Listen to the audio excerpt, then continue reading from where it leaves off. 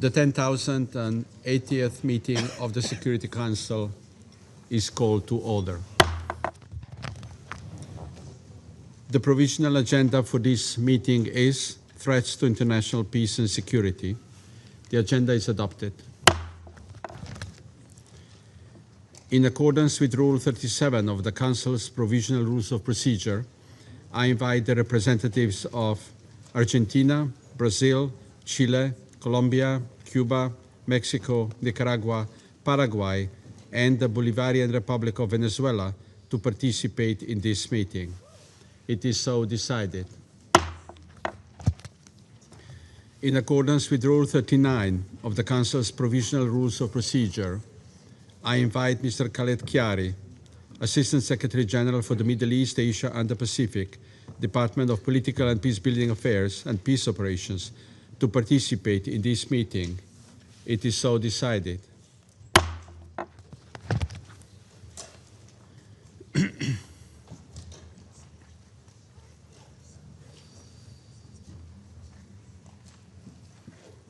The Security Council will now begin its consideration of item 2 of the agenda. I would like to remind everyone that this is an official meeting of the UN Security Council. Being fully aware that today's briefing is not an easy one for anyone in the room, I would like to particularly remind all participants and speakers at today's discussion to engage in this meeting with utmost respect and to observe appropriate standards of tone, wording, and content in their remarks. I now give the floor to Mr. Khaled Chiari. Thank you, Mr. President, Excellencies. The United States military presence and operations in the Southern Caribbean off the coast of Venezuela have increased since this Council last discussed the situation on 10th of October, further heightening tensions between the two countries. The United States described its military deployment as part of a, quote, non-international armed conflict, and quote, against drug cartels and drug trafficking, invoking Article 51 of the Charter of the United Nations. President Donald Trump has stated that he is going to use the full power of the United States to take on and eradicate these drug cartels, no matter where they are operating from. The Venezuelan government, including its permanent representative, has described the measures by the United States as a serious threat to international peace and security. Most recently, in a letter dated 16 December and addressed to the President of the Security Council, the Minister of Foreign Affairs of Venezuela asserted that the United States is violating the principle prohibiting the threat or use of force in international relations. Mr. President, U.S. strikes on vessels alleged to be illegally carrying drugs in the Southern Caribbean Sea and the Eastern Pacific have continued. According to United States authorities, 105 individuals have been killed in these strikes since 2 September. Officials have stated that the strikes have taken place in international waters or in the Southcom area of responsibility. The exact locations of these incidents have not been disclosed. In a statement on 31st October, the High Commissioner for Human Rights said that the airstrikes by the United States of America on boats in the Caribbean and the Pacific, allegedly linked to drug trafficking, violate international human rights law. The High Commissioner added that countering illicit trafficking of drugs across international borders is, as has long been agreed among states, a law enforcement matter governed by the careful limits on lethal forces set out in international human rights law. He called for prompt, independent, and transparent investigations. Mr. President, in late November, President Nicolas Maduro and President Trump held a telephone conversation. On 24th November, the United States designation of the Cartel de los Soles as a foreign terrorist organization entered into force under U.S. law.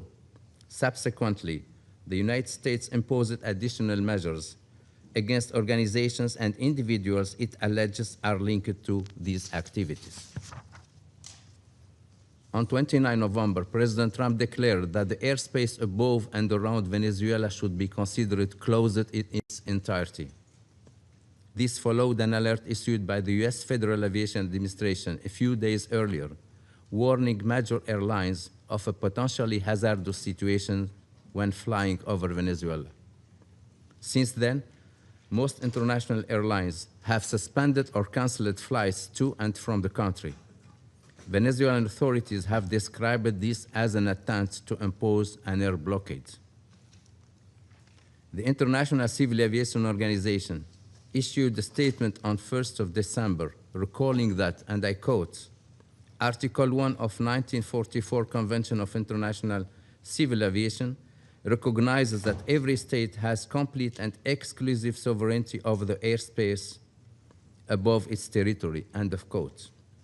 The statement further noted, and I quote, any state can issue any information to its own operators regarding risks for flights over or in proximity of any geographic zones, including of another state, end of quote.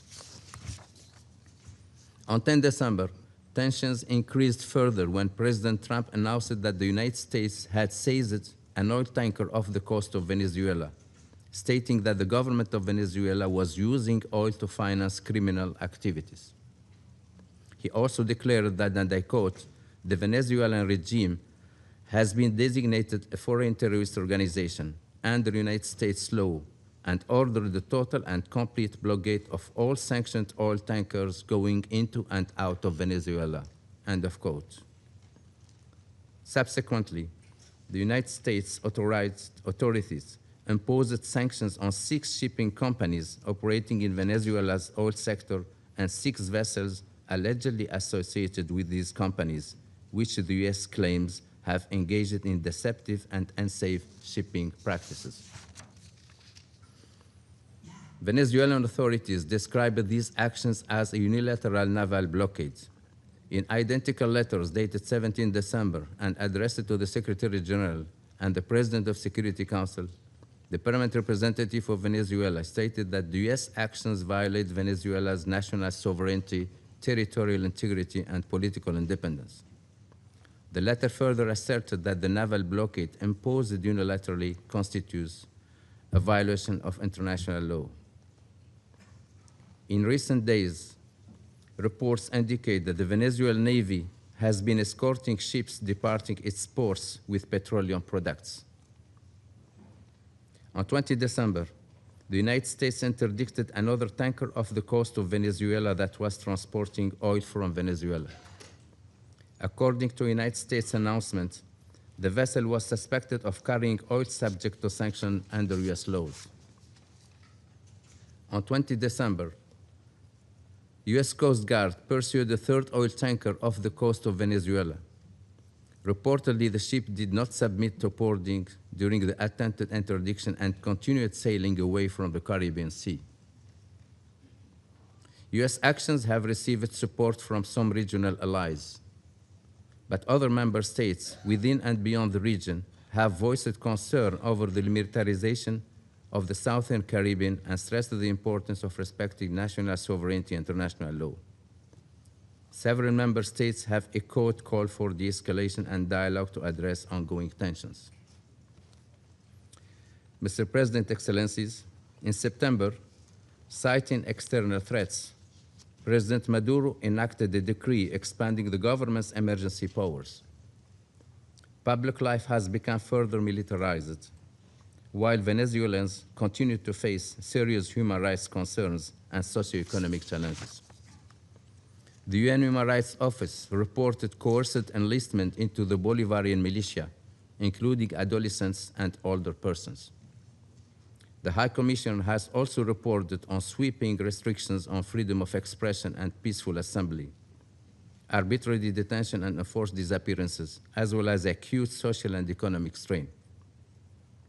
He called for an immediate end of enforced disappearances, incommunicado detention, and unauthorized transfers of detainees to unknown locations. The High Commissioner further reiterated the disproportionate impact of broad sectoral sanctions on Venezuela's most vulnerable populations, noting that these measures also hinder the work of human rights and humanitarian organizations. He called for the sanctions to be reassessed and lifted. Venezuela's economy was already extremely fragile, with soaring inflation, currency instability, and widespread income erosion. millions are unable to meet basic needs. Recent air and maritime restrictions, along with reduced exports, risk further constraining the government's fiscal ability to deliver basic public services. As the humanitarian situation deteriorates, the United Nations and its partners continue to work and deliver assistance in support of the Venezuelan people, including through recent financial allocations of the United Nations Central Emergency Response Fund and the Venezuela Humanitarian Fund. Mr. President, on 17 December, at his request, President Maduro held a telephone conversation with the Secretary General. The Secretary General reaffirmed the United Nations position on the need for member states to respect international law, particularly the United Nations Charter, exercise restraint, and de-escalate tensions to preserve regional stability. The Secretary General stands ready to support all efforts at diplomatic engagement, including the exercise of his good offices, if both parties so requested. He welcomes initiatives by member states, offers for mediation, and proposals for peaceful solutions. Dialogue is the only viable path toward lasting peace and preventing further instability and human suffering. Thank you, Mr. President. I thank Mr. Chiari for his briefing. I now give the floor to those council members who wish to make statements. I give the floor to the representative of the Russian Federation. Mr. President, we wish to thank Khalid Fieri for his briefing. For several months now, the entire world has had the opportunity to observe the way that the United States has been continuing to deliberately foment tensions around the friendly nation of Venezuela under the pretext of combating drug trafficking and the terrorist threat. Illegally destroying at the same time the civilian vessels in the Caribbean Sea.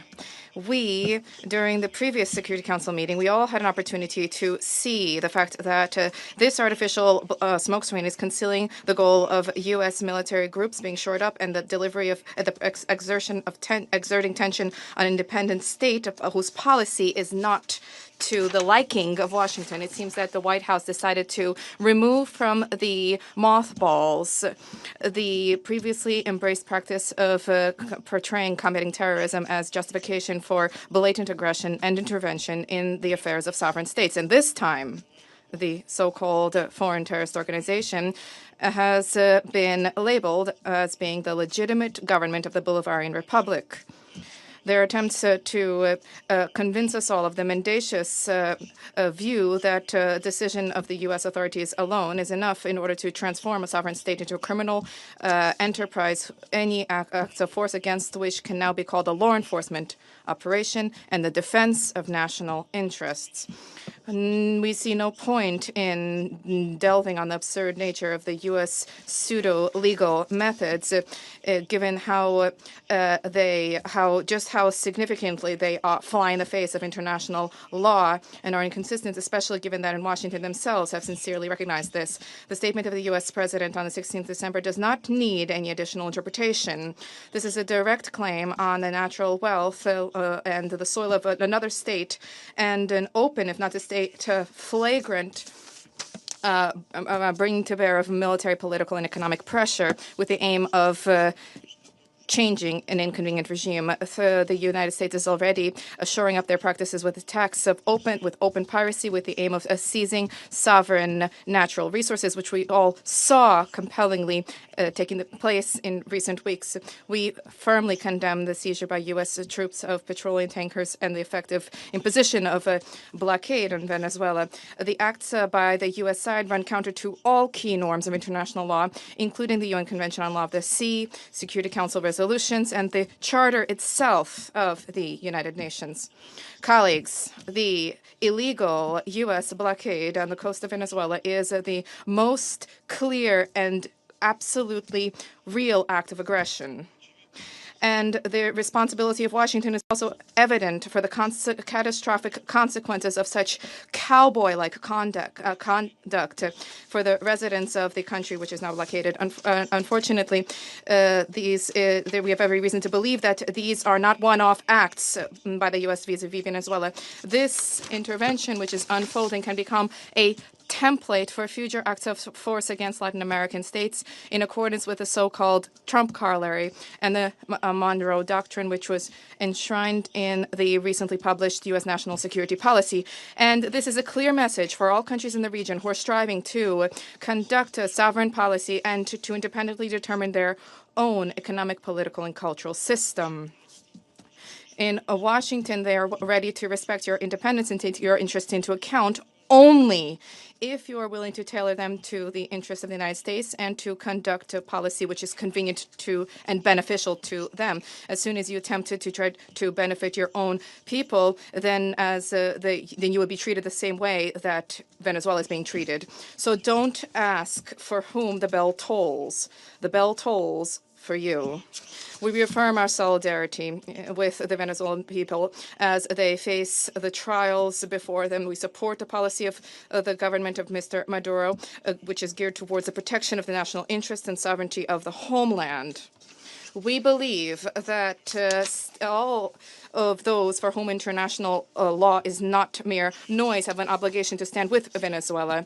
We note that Caracas has consistently demonstrated a willingness to engage in dialogue, to cooperate with Washington, both in terms of effectively coordinating acts for countering narcotics trafficking, as well as to combat real, not imagined terrorism. By all accounts, support for a peaceful means of settling dispute and multilateral cooperation in these areas are something which are being advocated by all countries in the region, and yet for some reason for Washington, this is falling on deaf ears, and they are obstinately embracing their policy of destruction, which is fraught with grave consequences for the region and the world as a whole. We regret the fact that the new U.S. administration, which has been sober and pragmatic in its approach when it comes to other crisis situations, when it comes to Venezuela, it remains mired in approaches which itself actively criticizes. We trust that common sense will indeed prevail and that Washington will manage in time to halt, to prevent a fatal error which inevitably will undermine long-term U.S. national interests. The full-fledged armed conflict in Latin America, which remains for now a zone of peace, is the last thing that humankind needs right now. Humankind to whom President Trump promised an end to conflict. For now, unfortunately, the situation is not improving, and the United States, alas, continues to sow chaos in the Western Hemisphere, largely annihilating the benefits of the initiatives undertaken by the new U.S. leader and casting doubt on his sincere intentions in the global context. Thank you. I thank the representative of the Russian Federation for the statement, and I give the floor to the representative of China.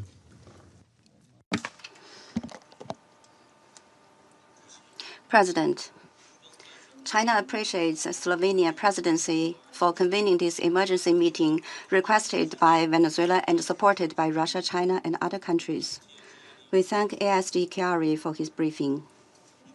For some time now, under the pretext of combating drug trafficking, the United States have continued to increase its military deployment in the waters of the Caribbean off the coast of Venezuela. It has escalated sanctions, blockades, and military threats against Venezuela, and claimed to have sunk Venezuelan vessels, shot dead crew members, and seized oil tankers.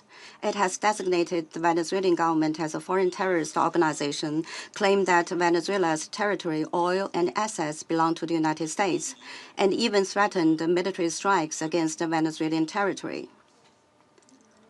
The U.S. actions and rhetoric have led to continued tensions in the region, raising serious concerns among regional countries and the international community. The UN Charter establishes fundamental principles governing international relations, including sovereign equality, non-interference in internal affairs, and peaceful settlement of disputes. They constitute the cornerstone of international rule of law and are crucial for maintaining world peace and security. The U.S. actions seriously infringe upon other countries' sovereignty, security, and legitimate rights and interests, gravely violate the UN Charter and the international law, and threaten peace and security in Latin America and the Caribbean.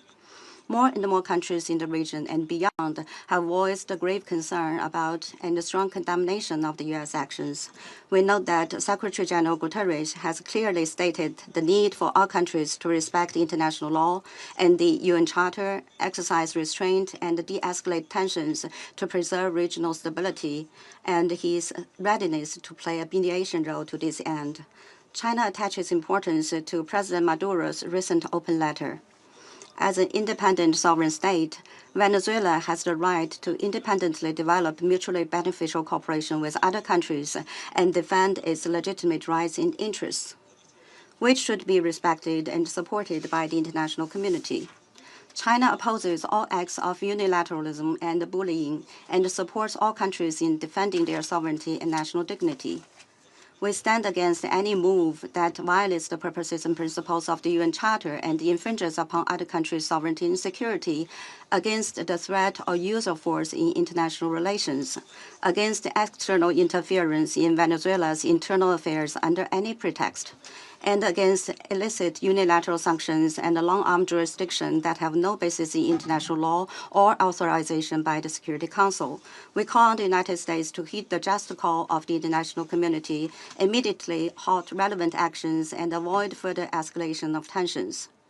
We urge the United States to uphold the navigation safety of regional countries and the freedom and rights they enjoy under international law, to conduct normal law enforcement and judicial cooperation under bilateral and multilateral legal frameworks, to lift illicit unilateral sanctions, and to do more to promote peace, stability, and development in Latin America and the Caribbean.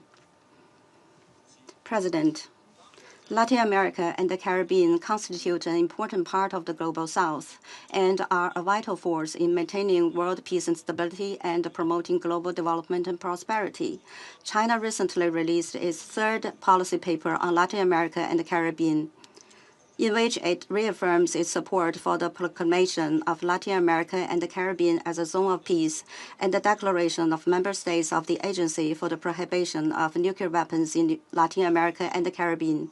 This fully demonstrates the high importance attached to and support for the region. China stands ready to work with countries in the region to strengthen solidarity and cooperation, uphold fairness and justice, and jointly safeguard peace and stability in Latin America and the Caribbean. Thank you, President. I thank the representative of China for the statement, and I give the floor to the representative of the United States. Thank you, Mr. President. Let me begin by stating and reiterating the United States does not recognize Nicolas Maduro or his cronies as the legitimate government of Venezuela. Nicolas Maduro is a fugitive from American justice and the head of the foreign terrorist organization Cartel de los Soles. In fact, Maduro and his regime stole the election, and the international community has the receipts. President Trump has been very clear that he is going to use the full power of the United States of America, the full might of the United States, to take on and eradicate these drug cartels which have operated with impunity in our hemisphere for far too long, and everyone knows it. The single most serious threat to this hemisphere, our very own neighborhood, and the United States is from transnational terrorist and criminal groups. These cartels are not like the mafia. These cartels are sophisticated, very technically capable, well-financed, and are wreaking havoc in our region. In its own 2025 World Drug Report, the UN Office on Drugs and Crime identified Venezuela as the key trafficking route in the entire Western Hemisphere for illegal drugs and for illegal narcotics and materials entering the United States and increasingly Europe. The United States will impose and enforce sanctions to the maximum extent to deprive Maduro of the resources he uses to fund Cartel de los Soles, which the United States has designated as a foreign terrorist organization along with Tren de Aragua. Important to this council meeting today, this includes profits from the sale of oil used to finance these cartels. The reality of the situation is that sanctioned oil tankers operate as the primary economic lifeline for Maduro and his illegitimate regime. The sanctioned tankers also fund the narco-terrorist group Cartel de los Soles. Maduro is responsible for trafficking, using these resources and using these profits into both the United States and Europe. And one has to ask, why have sanctions, either bilaterally, unilaterally, or backed by the international community, if they're not enforced? Well, the United States under President Trump is enforcing them in international waters. Otherwise, they are just empty words. Further, not only does Maduro's illegitimate regime openly cooperate and fund terrorist and criminal organizations, but it invites terrorist groups like Hezbollah, like the Iranian regime, militias like the ELN and FARC dissidents to operate openly within their territory, unimpeded and unencumbered. Maduro's ability to sell Venezuela's oil enables his fraudulent claim to power and his narco-terrorist activities. The people of Venezuela, frankly, deserve better. These people who have suffered under Maduro's socialist dictatorship. It is the action and policies of the illegitimate Maduro regime that pose an extraordinary threat to our hemisphere's peace and stability, and to that of the United States. The bottom line is whether it is physical attacks on our buildings and infrastructure, like we suffered on 9/11, or hybrid attacks, like flooding our country with criminals and deadly chemicals. The United States will do everything in our considerable power to protect our hemisphere, our borders, and the American people. Thank you, Mr. President. I thank the representative of the United States for the statement. I give the floor to the representative of Panama. Gracias. Thank you, Mr. President. We're grateful to the President for convening this meeting, and we're also grateful to Assistant Secretary General for the Middle East, Asia, and Pacific, Mohammed Khalid Kyari, for his detailed report on the situation that brings us together today. We acknowledge the attendance of the delegations of the countries of the region who honor us with their presence. The peoples of Panama and Venezuela have maintained a deep and long-lasting historical relationship marked by the ideals of liberty and regional integration promoted by Simón Bolívar, and through concrete diplomacy and mediation efforts, starting from the Amphitrionic Congress of Panama that next year will mark its bicentennial, up to the joint mediation role played in the framework of the Contadora Group. It is precisely pursuant to this close history, shared history, that Panama cannot remain indifferent in the face of the profound political, economic, and humanitarian crisis, as well as the violations of human rights that currently are occurring in this brethren republic as a result of the decisions and practices of a regime whose actions have gravely eroded the democracy of its people.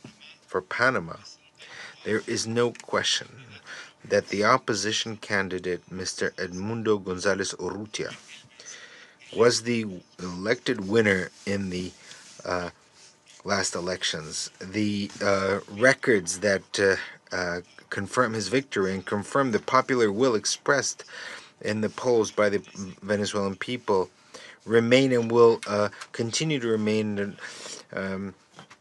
in the hands of Panama. Mr. President, our region is confronting very complex challenges in the area of security that are global in character, including transnational organized crime and drug trafficking. In this context, even though our region is not the main source of demand for narcotics, it has had to bear for decades the disproportionate cost due to the dynamics of production and distribution, reflected in the thousands of human lives lost as a consequence of the violence associated with this severe scourge. In this context, Panama urges the states of the hemisphere to coordinate and strengthen cooperation efforts to step up the fight against transnational organized crime, including trafficking of drugs, by using the relevant international instruments such as the United Nations Convention Against Transnational Organized Crime, UNTOC.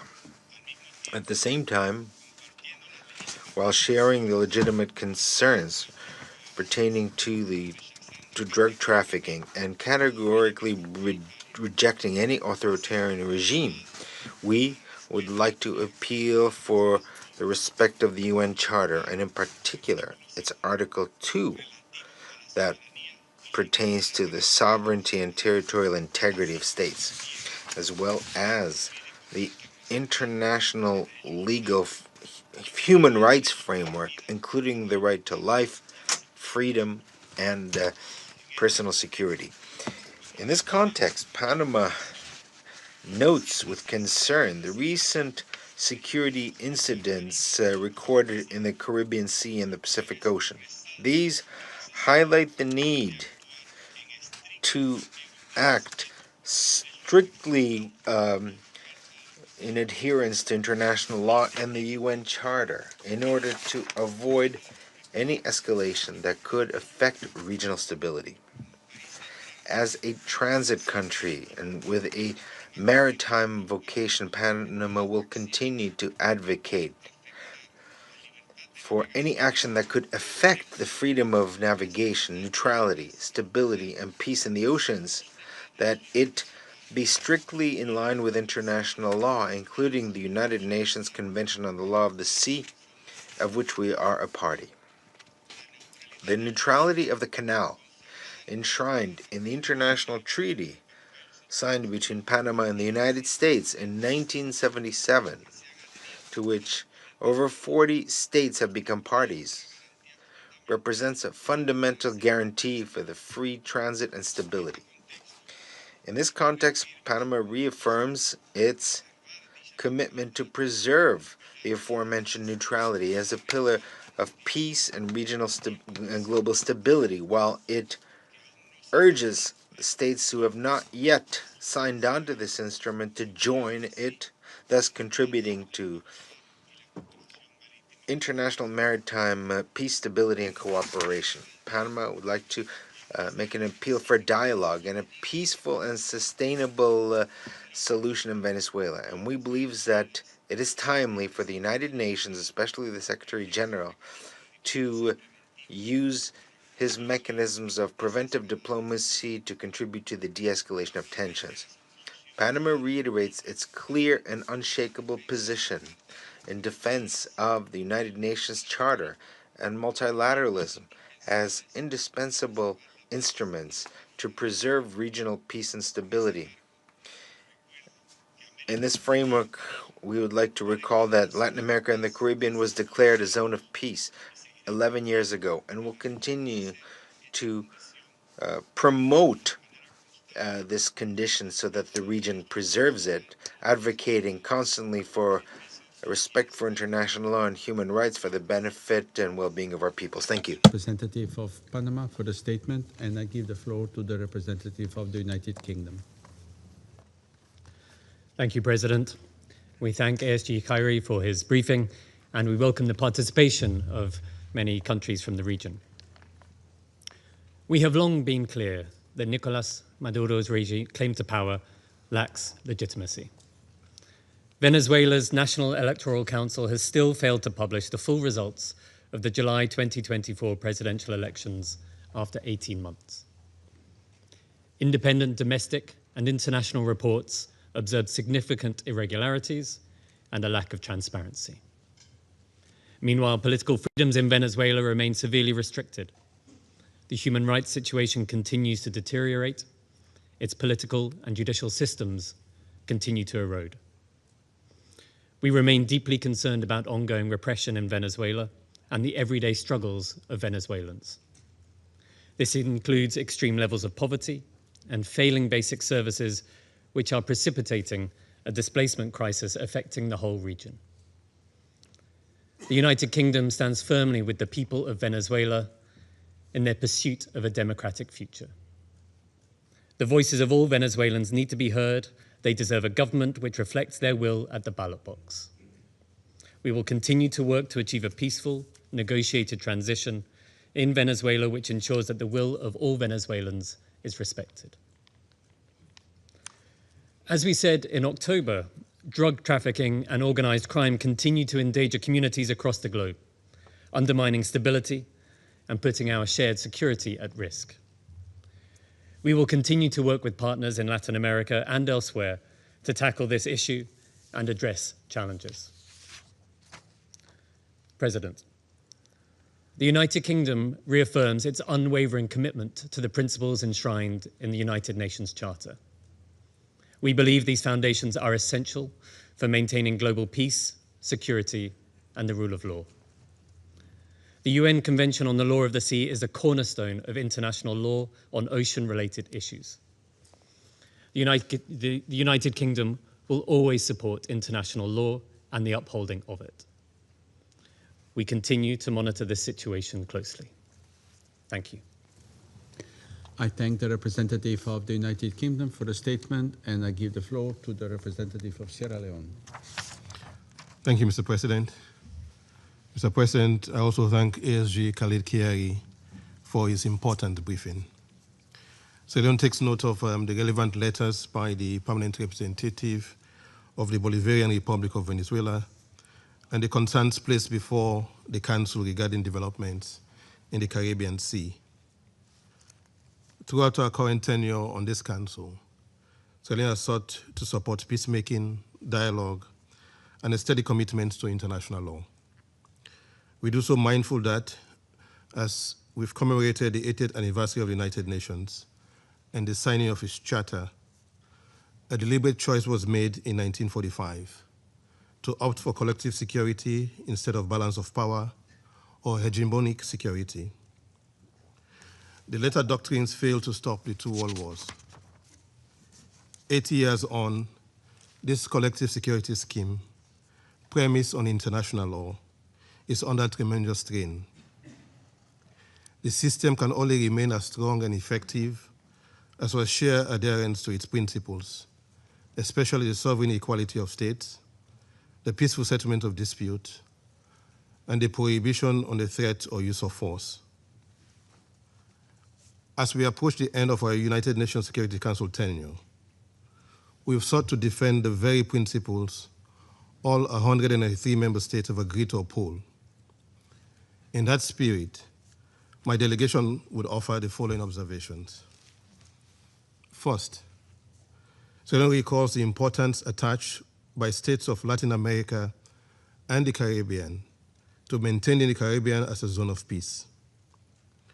This approach reflects a preference for restraint and for resolving differences through dialogue. We recall the position of CARICOM heads of state and government, who reaffirm maintaining the Caribbean as a zone of peace and emphasize dialogue and engagement towards the peaceful settlement of dispute. We therefore encourage all concerned to keep this regional aspiration in view and to avoid steps that will heighten tensions or create misunderstanding or miscalculations. Second, Sierra Leone recalls and reaffirms the principle of permanent sovereignty of state over their natural resources. This is a well-established principle of international law that supports sovereign equality and development.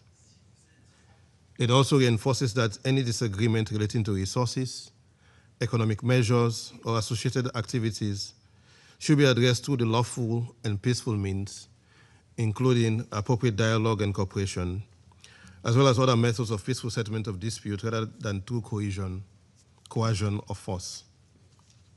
Third, and most importantly, Sierra Leone underscores that the United Nations Charter provides the guiding legal framework for current interstate relations.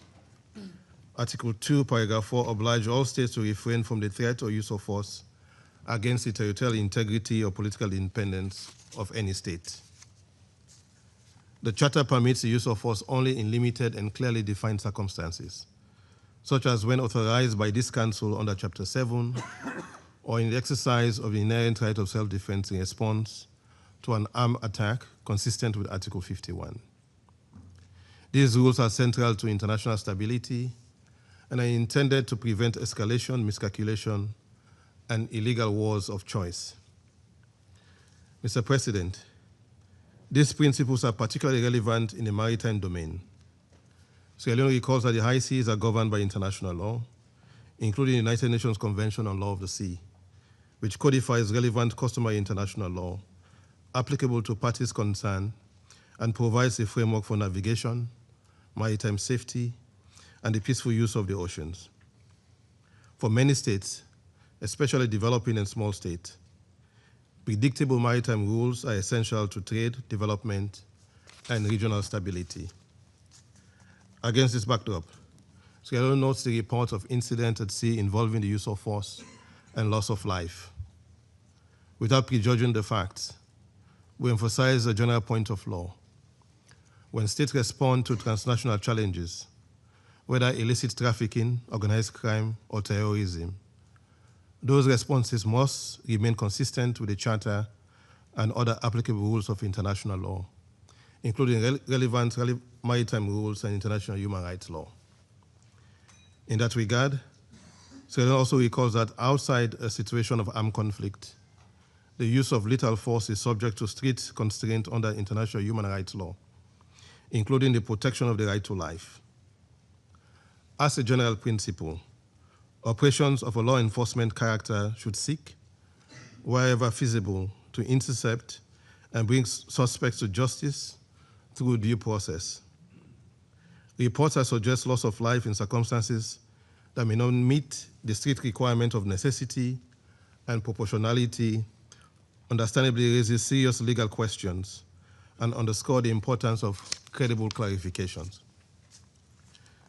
Sierra Leone further notes the value of legal clarity and consistency in public explanations for any use of force. Clarity about the legal basis for action, whether under the Charter, the law of the sea, or other applicable rules, can help reduce misunderstanding, miscalculation, avoid escalation, and strengthen confidence in the international law-based system. Mr. President, having expressed our observations, Sierra Leone's primary appeal today is for calm, restraint, and diplomacy. We encourage all parties concerned to avoid rhetoric or actions that could aggravate tensions and to pursue appropriate channels for dialogue, engagement, and peaceful settlement consistent with the UN Charter. We therefore welcome the statement by the Secretary General and his offer to use his good office's role in this regard. The Council's role is also to uphold the integrity of the international law framework. Where tensions arise, the consistent reaffirmation of the Charter principles can help create space for de-escalation and constructive engagement. In that respect, Sierra Leone reiterates that the consistent application of international law is essential to maintaining trust in multilateralism and to safeguarding the collective security scheme. In closing, we wish to reiterate that through restraint, dialogue, and fidelity to the law, peace is best protected. Yet it may be more effective to conclude with a simple message. Let peace reign, and blessed are the peacemakers. I thank you. I thank the representative of Sierra Leone for the statement, and I give the floor to the representative of Pakistan. Thank you, Mr. President. I thank ASG Khalid Khiari for his briefing. I also welcome the participation of the permanent representative of Venezuela in this meeting, along with representatives of many other countries of the region. We remain deeply concerned by the disturbing news emerging from the Caribbean region and the escalating tensions.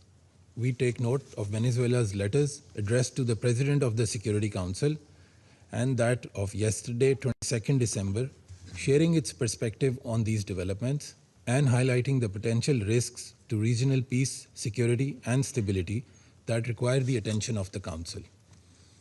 In a world marred by polarization, with conflicts affecting the lives and livelihoods of millions around the globe, it is all but imperative to once again underscore the centrality and inviolability of the UN Charter and its core principles, including friendly relations among nations based on respect for the principles of equal rights and self-determination of peoples, sovereign equality of all member states, peaceful settlement of disputes, prohibition on the threat or use of force against the territorial integrity or political independence of any state, and non-interference in the internal affairs of other states. Any unilateral measures that run contrary to these cardinal principles and the tenets of international law risk setting dangerous precedents with far-reaching consequences. Mr. President, we firmly believe that the current trajectory serves no one's interests. The path of confrontation and zero-sum approaches do not bode well for peace and tranquility in the region. Any action that negatively impacts vital economic lifelines, exacerbates humanitarian challenges, and closes the doors to dialogue must be avoided. We firmly believe that the principles of sovereignty, territorial integrity, and political independence of states, as enshrined in the UN Charter, are sacrosanct.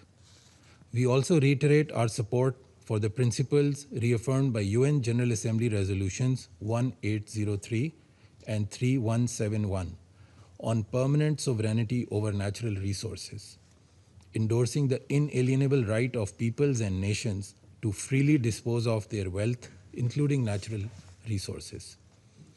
My delegation reiterates once again our consistent and principled position that any measures undertaken to counter transnational organized crime or cross-border narcotics, drug trafficking must be undertaken in a cooperative manner and should remain in full conformity with international law. Mr. President, allow me to conclude by calling upon all sides to exercise maximum restraint, to de-escalate tensions, and to refrain from any actions that could further aggravate the situation. We urge all sides to engage in diplomacy for peacefully resolving their differences, respecting the imperative of peaceful coexistence, and choosing the path of dialogue and cooperation to ensure that the Latin American and Caribbean region is indeed a zone of peace. I thank you. I thank the representative of Pakistan for the statement, and I give the floor to the representative of Somalia. Mr. President, we thank you for convening this meeting in response to the letter from the Bolivarian Republic of Venezuela. We also extend our appreciation to ASG Khalid Khayari for his comprehensive briefing on the warring development. We welcome the representative of the Bolivarian Republic of Venezuela, as well as the representatives from the region to this meeting. Our delegation is following the developments in the Caribbean region with close attention and concern. The issues raised today highlight the risks that heightened tensions can pose the regional and international peace and stability. In this context, we wish to emphasize the importance of restraint, calm, and dialogue among all concerned parties. It's essential that every effort be made to avoid actions or rhetoric that could further escalate the situation. We encourage all parties to use diplomatic channels and establish international mechanisms to address all concerns. We reiterate that upholding the principles of the United Nations Charter, particularly the peaceful resolution of disputes, remains fundamental to preserving stability in the region and beyond. At this delicate juncture, we urge all stakeholders to act with caution and responsibility. We affirm our readiness to support any efforts aimed at the escalation and mutual understanding. I thank you. I thank the representative of Somalia for the statement. I give the floor to the representative of Greece. Thank you, Mr. President. I would like to thank ASG Chiari for his briefing, and I also welcome the participation of many countries of the region in the meeting. Greece continues to follow developments in the Caribbean region closely and is concerned by the further escalation of tensions. We join the Secretary General in advocating for de-escalation, the exercise of maximum restraint and respect for international law, particularly the United Nations Charter. I would like to make 3 points, Mr. President. First, we call for the peaceful resolution of any disputes through dialogue and diplomacy. In any case, adherence to international humanitarian law and the protection of civilians remains vital. Second, we caution against an escalation that would also pose a threat to maritime security in the Caribbean and could have repercussions for the wider regional stability. In this context, upholding the law of the sea, specifically the United Nations Convention on the Law of the Sea, remains of paramount importance. Third, we fully support the region's effort to combat drug trafficking and fight organized crime, which may constitute serious threats to regional and international security. Those activities should ideally be pursued through law enforcement and judicial cooperation channels with a view to disrupting criminal organizations and dismantling their business models. In conclusion, Mr. President, Greece stands ready to support all bilateral, regional and international efforts for a de-escalation in the region through dialogue and diplomacy in line with international law and international humanitarian law. I thank you. I thank the representative of Greece for the statement. I give the floor to the representative of Guyana. Thank you, Mr. President. I thank ASG Chiari for his comprehensive briefing and welcome the participation of the permanent representative of Venezuela and representatives of other member states from our region in today's meeting.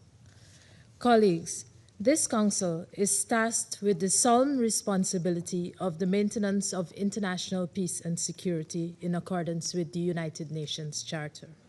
It is not an exaggeration to say that peace and security in our region are gravely threatened, meriting the Council's urgent attention. Guyana is among those states most affected by these threats.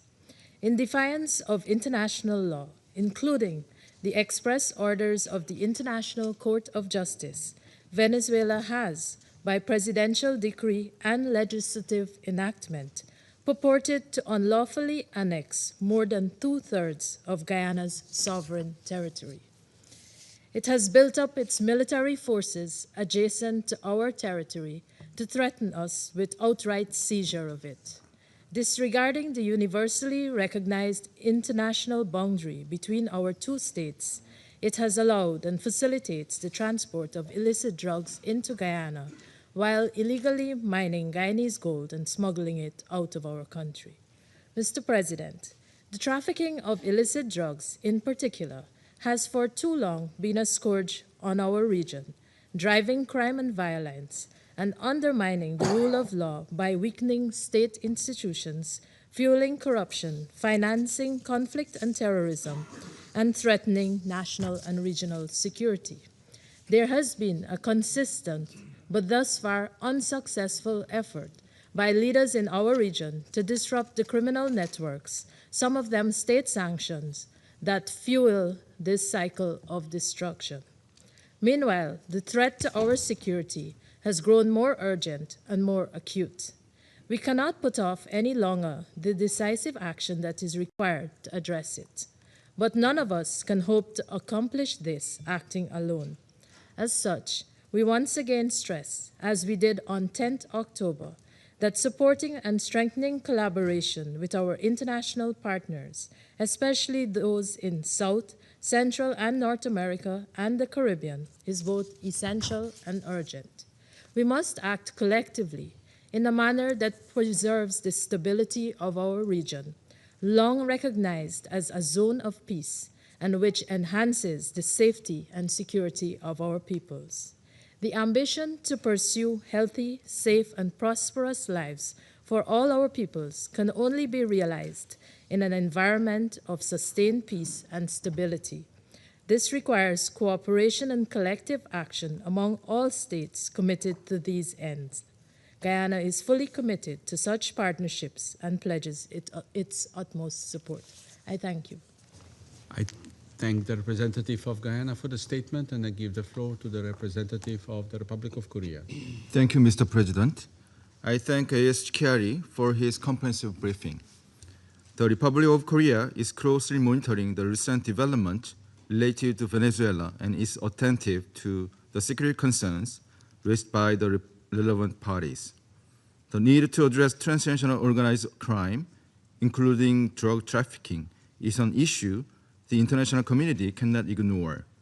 At the same time, respect for sovereignty, territorial integrity, as well as protection of civilians remain core values that the United Nations Charter seeks to uphold.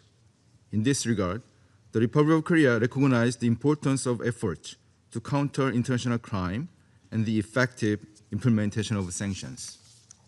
Moreover, we believe it is equally important that such measures are carefully managed so they do not escalate into military tensions that could undermine peace and stability in the region. We firmly believe that transnational issues of this nature can best be addressed by taking cooperative approach by regional parties.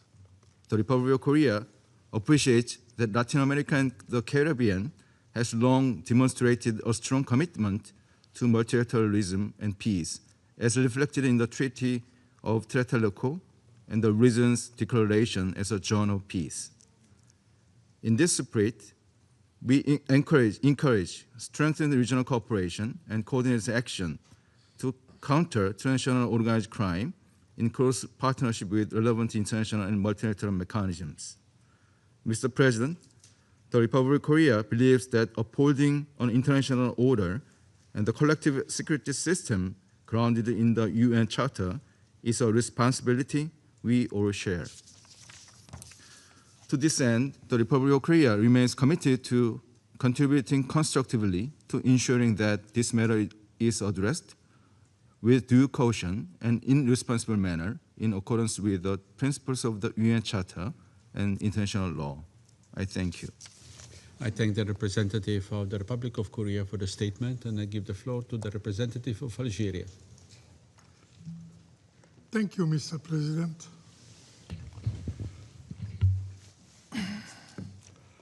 At the outset, I would like to thank you for convening this meeting at such a critical moment. I also wish to thank ASG Khaled Khiari for his detailed and informative briefing. And I would further like to welcome the participation to this meeting of the representatives of Venezuela, Argentina, Brazil, Chile, Colombia, Cuba, Mexico, Nicaragua, and Paraguay. President, Algeria is following recent developments in the Caribbean region with close attention and with deep concern, particularly reports regarding actions directed at Venezuelan oil tankers. These developments raise serious questions and risk further heightening tensions in an already delicate regional context. In this regard, Algeria underscores the imperative of avoiding any steps that could lead to escalation or confrontation, as such outcomes would have serious consequences for regional and international peace and security. The Charter of the United Nations enshrines the fundamental principles that rules peaceful relations among states. These include respect for sovereign equality, self-determination of peoples, territorial integrity, non-interference in internal affairs, and the peaceful settlement of dispute. It is paramount in this regard to recall Article 2, Paragraph 4 of the UN Charter, which states, and I quote, all members shall refrain in their international relations for the threat or use of force against the territorial integrity or political independence of any state, or in any other manner and consistent with the purposes of the United Nations. These principles are not merely aspirational. They constitute binding obligations under international law and frame our collective responsibility for the maintenance of international peace and security. We call upon all concerned actors to exercise restraint and to refrain from any actions or rhetoric that could further inflame tensions or deepen divisions. Dialogue and diplomacy remain the most effective and indeed the only means of resolving disagreement and preserving peace and stability in the region. Against the backdrop of this development, Algeria recalls the significance of maintaining Latin America and the Caribbean as a zone of peace, as proclaimed by the states of the region 11 years ago. This shared commitment should continue to guide conduct and relations among all parties.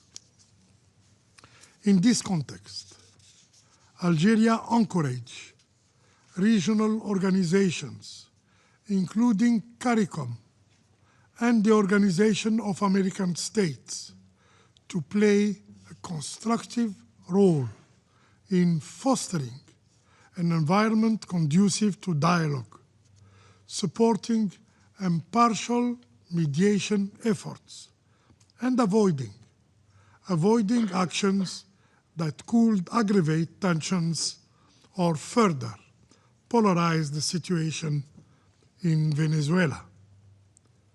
President, the fight against drug trafficking and transnational organized crime constitutes a common challenge, particularly in Latin America and the Caribbean.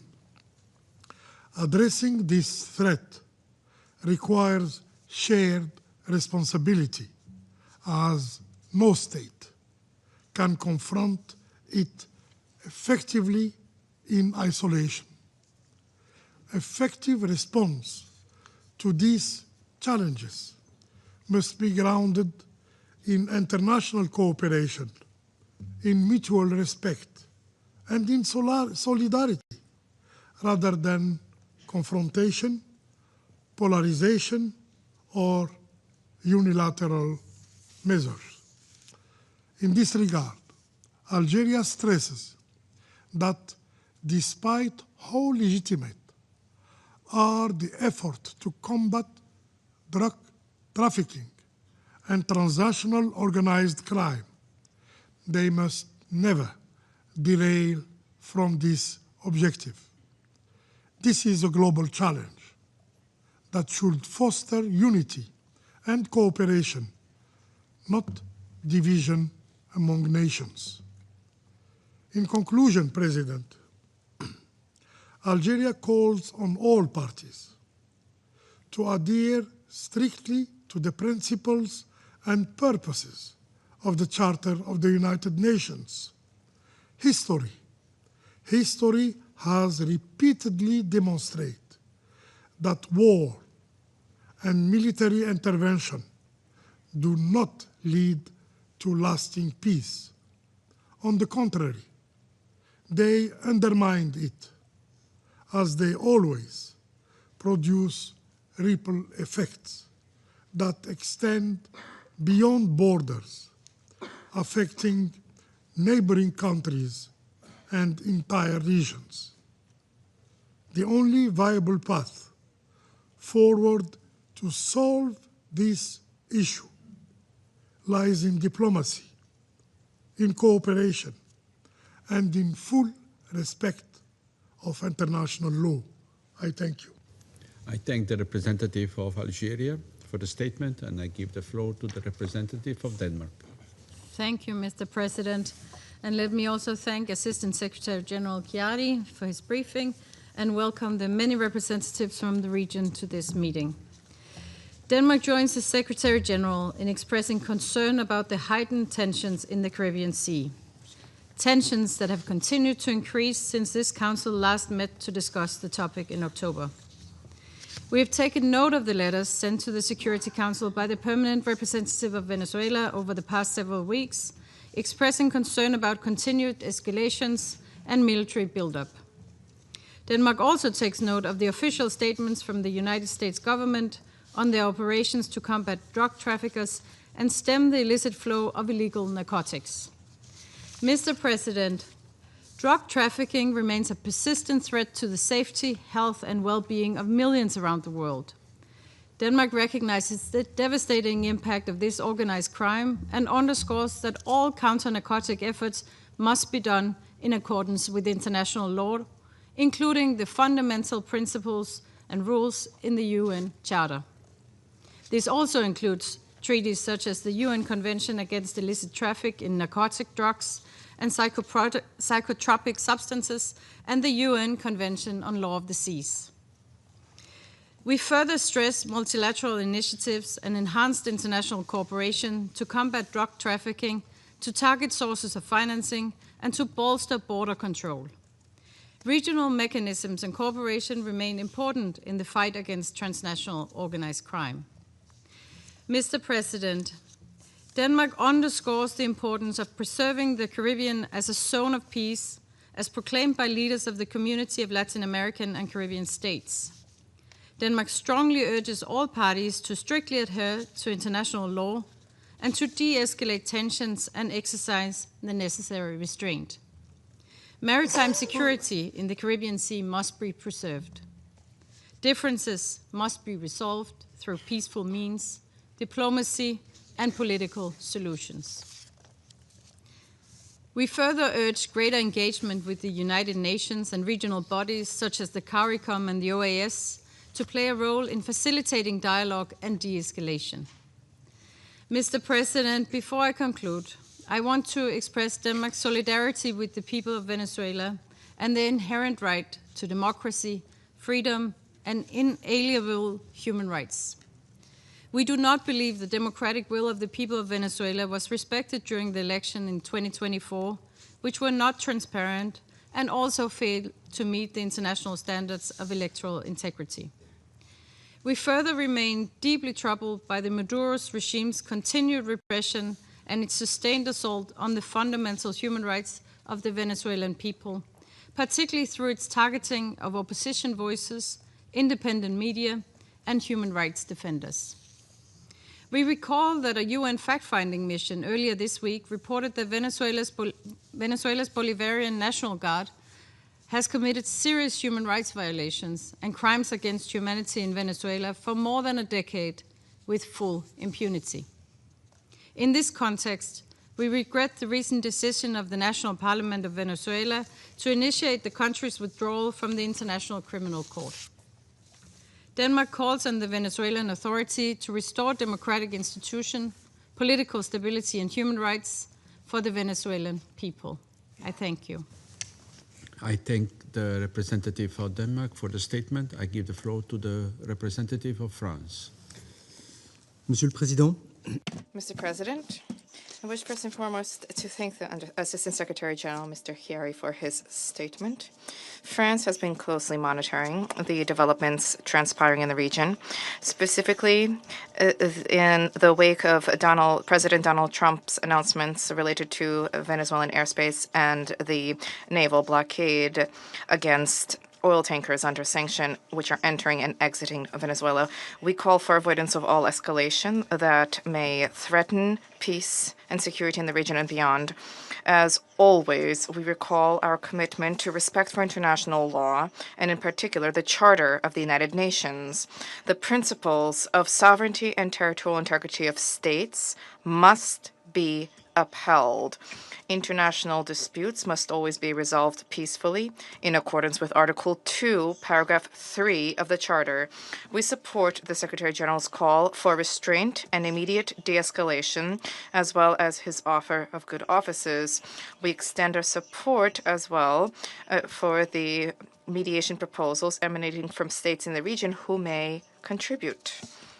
President, combating narcotics trafficking needs to be done in accordance with international law, in particular the Charter of the United Nations Convention on the Law of the Sea, and various international conventions on drug control, specifically the United Nations Convention against illicit trafficking in narcotic drugs and psychotropic substances dating 1988, which sets out the relevant framework of action against illicit trafficking at sea, vis-a-vis the respect for the Montego Bay Convention and in respect for international law and human rights law. We reiterate our commitment to combating narcotics trafficking, which represents a growing threat to safety, health of our citizens, and the stability of our societies. To that end, we have beefed up our judicial and police-related means, as these bodies are working to enhance cooperation among states of origin, transit, and springboard states. This cooperation is bearing fruit, as has been reflected recently with our contribution to the disbanding by the Panamanian authorities of a significant drug trafficking network with the destination of various European countries, including France, at the international airport, Panama-Tocumen Airport. France reiterates our support for multilateral initiatives to dry up financing sources for trafficking networks and to beef up border control, specifically through mobilization for the establishment of a dedicated European sanctions regime for organized crime. To conclude, we wish to recall our solidarity with the Venezuelan people as they grapple with the political crisis. A dialogue in bringing in all stakeholders is necessary to restore stability in the country. Thank you. I thank the representative of France for the statement. I shall now make a statement in my capacity as the representative of Slovenia. I want to thank Assistant Secretary General Chiari for his briefing. Colleagues, Slovenia remains gravely concerned about the current tensions in the Caribbean region, which have intensified since the Council last discussed the situation. Steps involving an increased military presence carry a serious risk of an unintentional escalation and must be avoided to ensure that the Southern Caribbean does not become a theater of confrontation. We reaffirm our position on the obligation of all member states, large and small, to respect international law, particularly the Charter of the United Nations.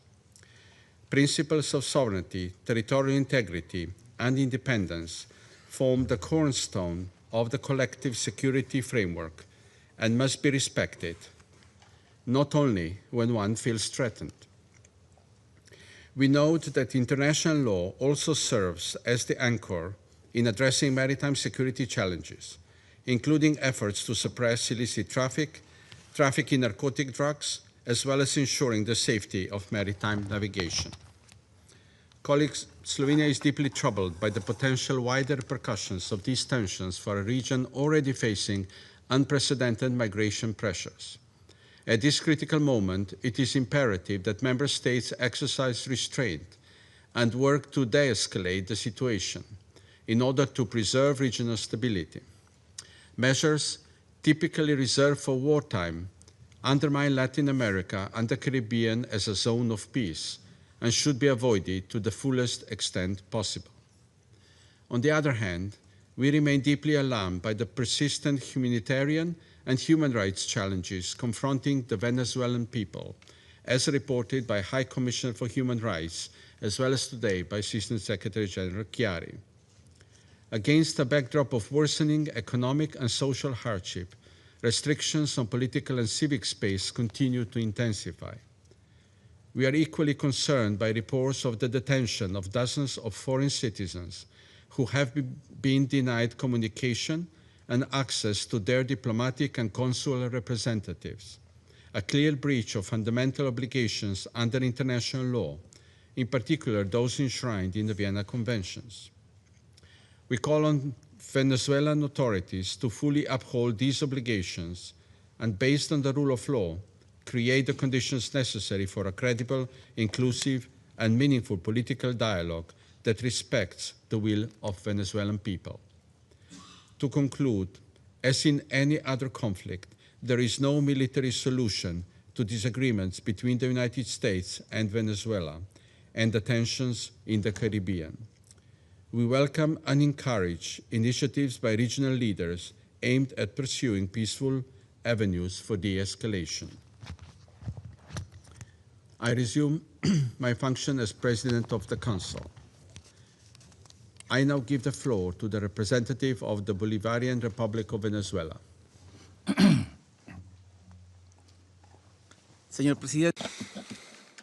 Mr. President, one of the countries sitting at this table has publicly stated that it wants to annex our country.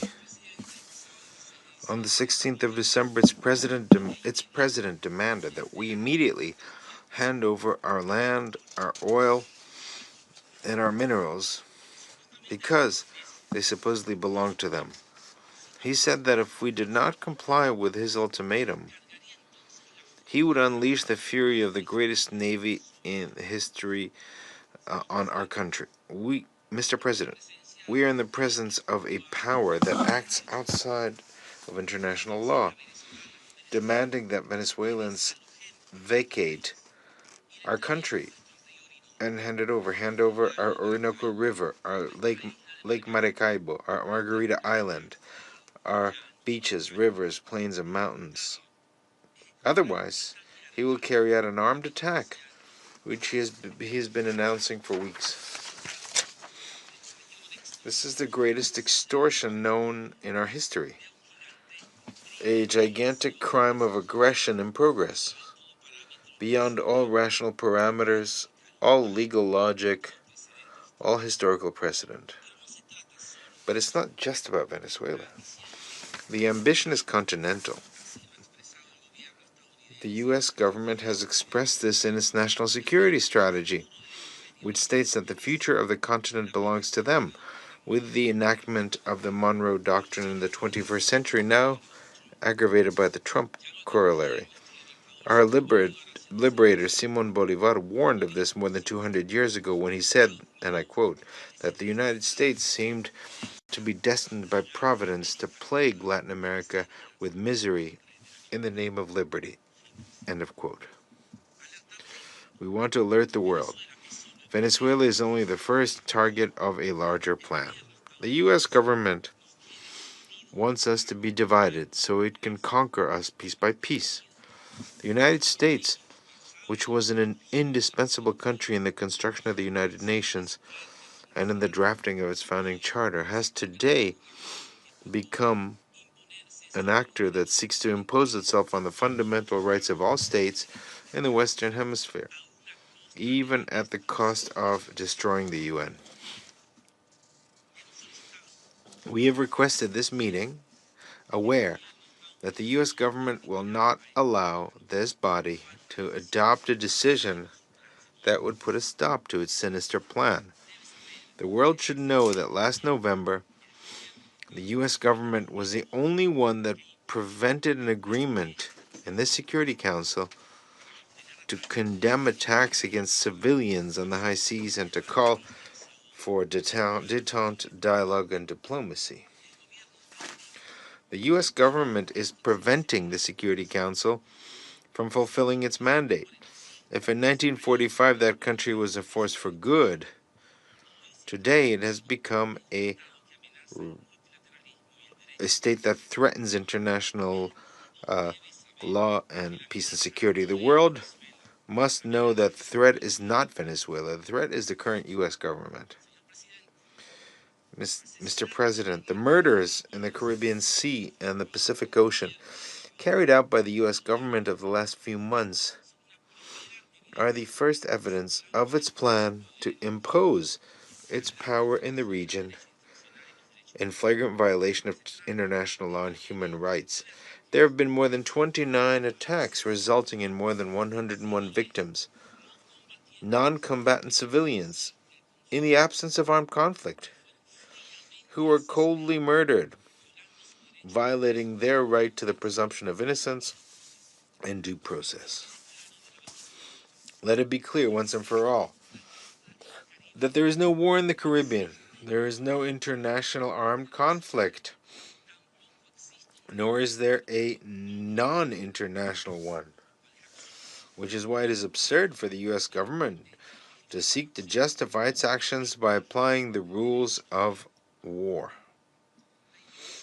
The invocation of Article 51 of the United Nations Charter to explain terrorism against civilians, masked by the argument of self-defense, is a perverse distortion of the law, attempting to turn small unarmed boats in the Caribbean, thousands of kilometers from the United States, into alleged perpetrators of an armed attack with weapons of mass destruction. These are extrajudicial executions, willful killings committed by military force against unarmed civilians. We stated that before the Security Council on the 10th of October. Today, it is absolutely clear that the U.S. government is not only violating international law, but also its own domestic legislation. Today, when there are 4 times as many victims, they do not dare to show the recorded evidence of the killings because their cruelty would provoke worldwide revulsion.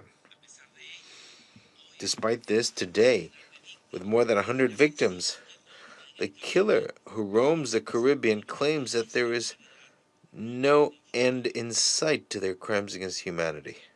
Mr. President, on 16th of December, President Donald Trump publicly stated the following, and I quote, "Today, I'm ordering a total and complete blockade of all sanctioned oil tankers going in and out of Venezuela," end of quote. This is a confession of a crime, specifically a crime of aggression, with which the President of the United States intends to turn back the clock of history 200 years to impose a colony on Venezuela. On 10th of December, meanwhile, U.S. military units violently assaulted a vessel engaged in lawful international trade in international waters in the Caribbean. They subdued and kidnapped the entire crew and illegally seized the cargo of Venezuelan oil, which was part of a legitimate and regular commercial operation. It was a robbery carried out by military force, which sets an extremely serious precedent for the safety of navigation and international trade. The illegal use of state force to carry out theft on the high seas is worse than piracy, since in this case it is not only a matter of stealing commercial vessels, which is evidence of intentionality and violating their rights to navigate in international waters, but also of the de facto annexation of the entire Caribbean Sea by a naval power. In doing so, in addition to violating Venezuela's inalienable right to trade legally with the world, it seeks to deny all countries the right to trade with Venezuela. Just 3 days ago, on 20th of December, a second act of the same nature took place, when another vessel carrying Venezuelan oil was similarly seized by the U.S. military forces in international waters in the Caribbean. The cargo was stolen, and the crew has been kidnapped. Immediately afterwards, Secretary of War Pete Hegseth indicated that such criminal operations would continue, while President Trump declared that he would keep the stolen cargo. So I'd like to ask, what right does the United States government has to appropriate to date almost 4 million barrels of Venezuelan oil? This alleged naval blockade is essentially a military act aimed at laying siege to the Venezuelan nation, degrading its economic and military apparatus, weakening its social and political cohesion, and causing internal chaos to facilitate aggression by external forces. That is, it's an armed attack. This has been stated by President Trump himself, who is also violating the right to existence of the entire Venezuelan people by deliberately denying them the essential means for their subsistence. Mr. President, on the 29th of November, President Trump stated, and I quote, "To all airlines, pilots, please consider the airspace over and around Venezuela as completely closed," end of quote. This statement was put into practice, among other things, by an electronic warfare campaign by U.S. military forces in the region, which has been blinding the navigation instruments of all civilian aircraft transiting Venezuelan airspace to provoke a security incident. Electronic interference in the Caribbean has nearly caused at least 2 tragedies involving U.S. civilian aircraft that were seconds away from colliding with aircraft belonging to their own country's air force. It should be noted that the civilian aircraft involved took off from Curaçao and Aruba, both bound for U.S. territory, proving that the danger created by that country's military forces against its own citizens also affects the airspace of other nations, such as the Netherlands Antilles. There can be no doubt the U.S. government poses a threat to the entire region, which has been declared a zone of peace since 2014. As we warned this body on the 9th of October, this type of behavior, combined with a series of unreported military incursions into Venezuela's flight information region, non-notified, unreported, is an attempt to provoke a direct confrontation. In other words, to fabricate a provocation that would allow Article 51 of the United Nations to be falsely invoked. The U.S. government, the aggressor, requires its propaganda apparatus to present it to the world as a country under attack, to initiate an armed conflict. We denounce this dangerous manipulation and assure the world that we will not lose our composure in defending the peace of our nation. Let us repeat, the threat is not Venezuela. The threat is the U.S. government. This set of proven facts cannot be viewed in isolation. They must be understood as a cumulative process of aggression that increases the destructive impact on the Venezuelan nation. They constitute illegal acts of direct use of armed force against a nation that is at perfect peace and has no conflict whatsoever with the United States. Unfortunately, the Security Council could miss an opportunity to stop the criminal plans of the U.S. government due to the abusive way in which the U.S. government exercises its power in this body. Today, the red line has been crossed, and the U.S. government bears international responsibility for the ongoing aggressions. Mr. President,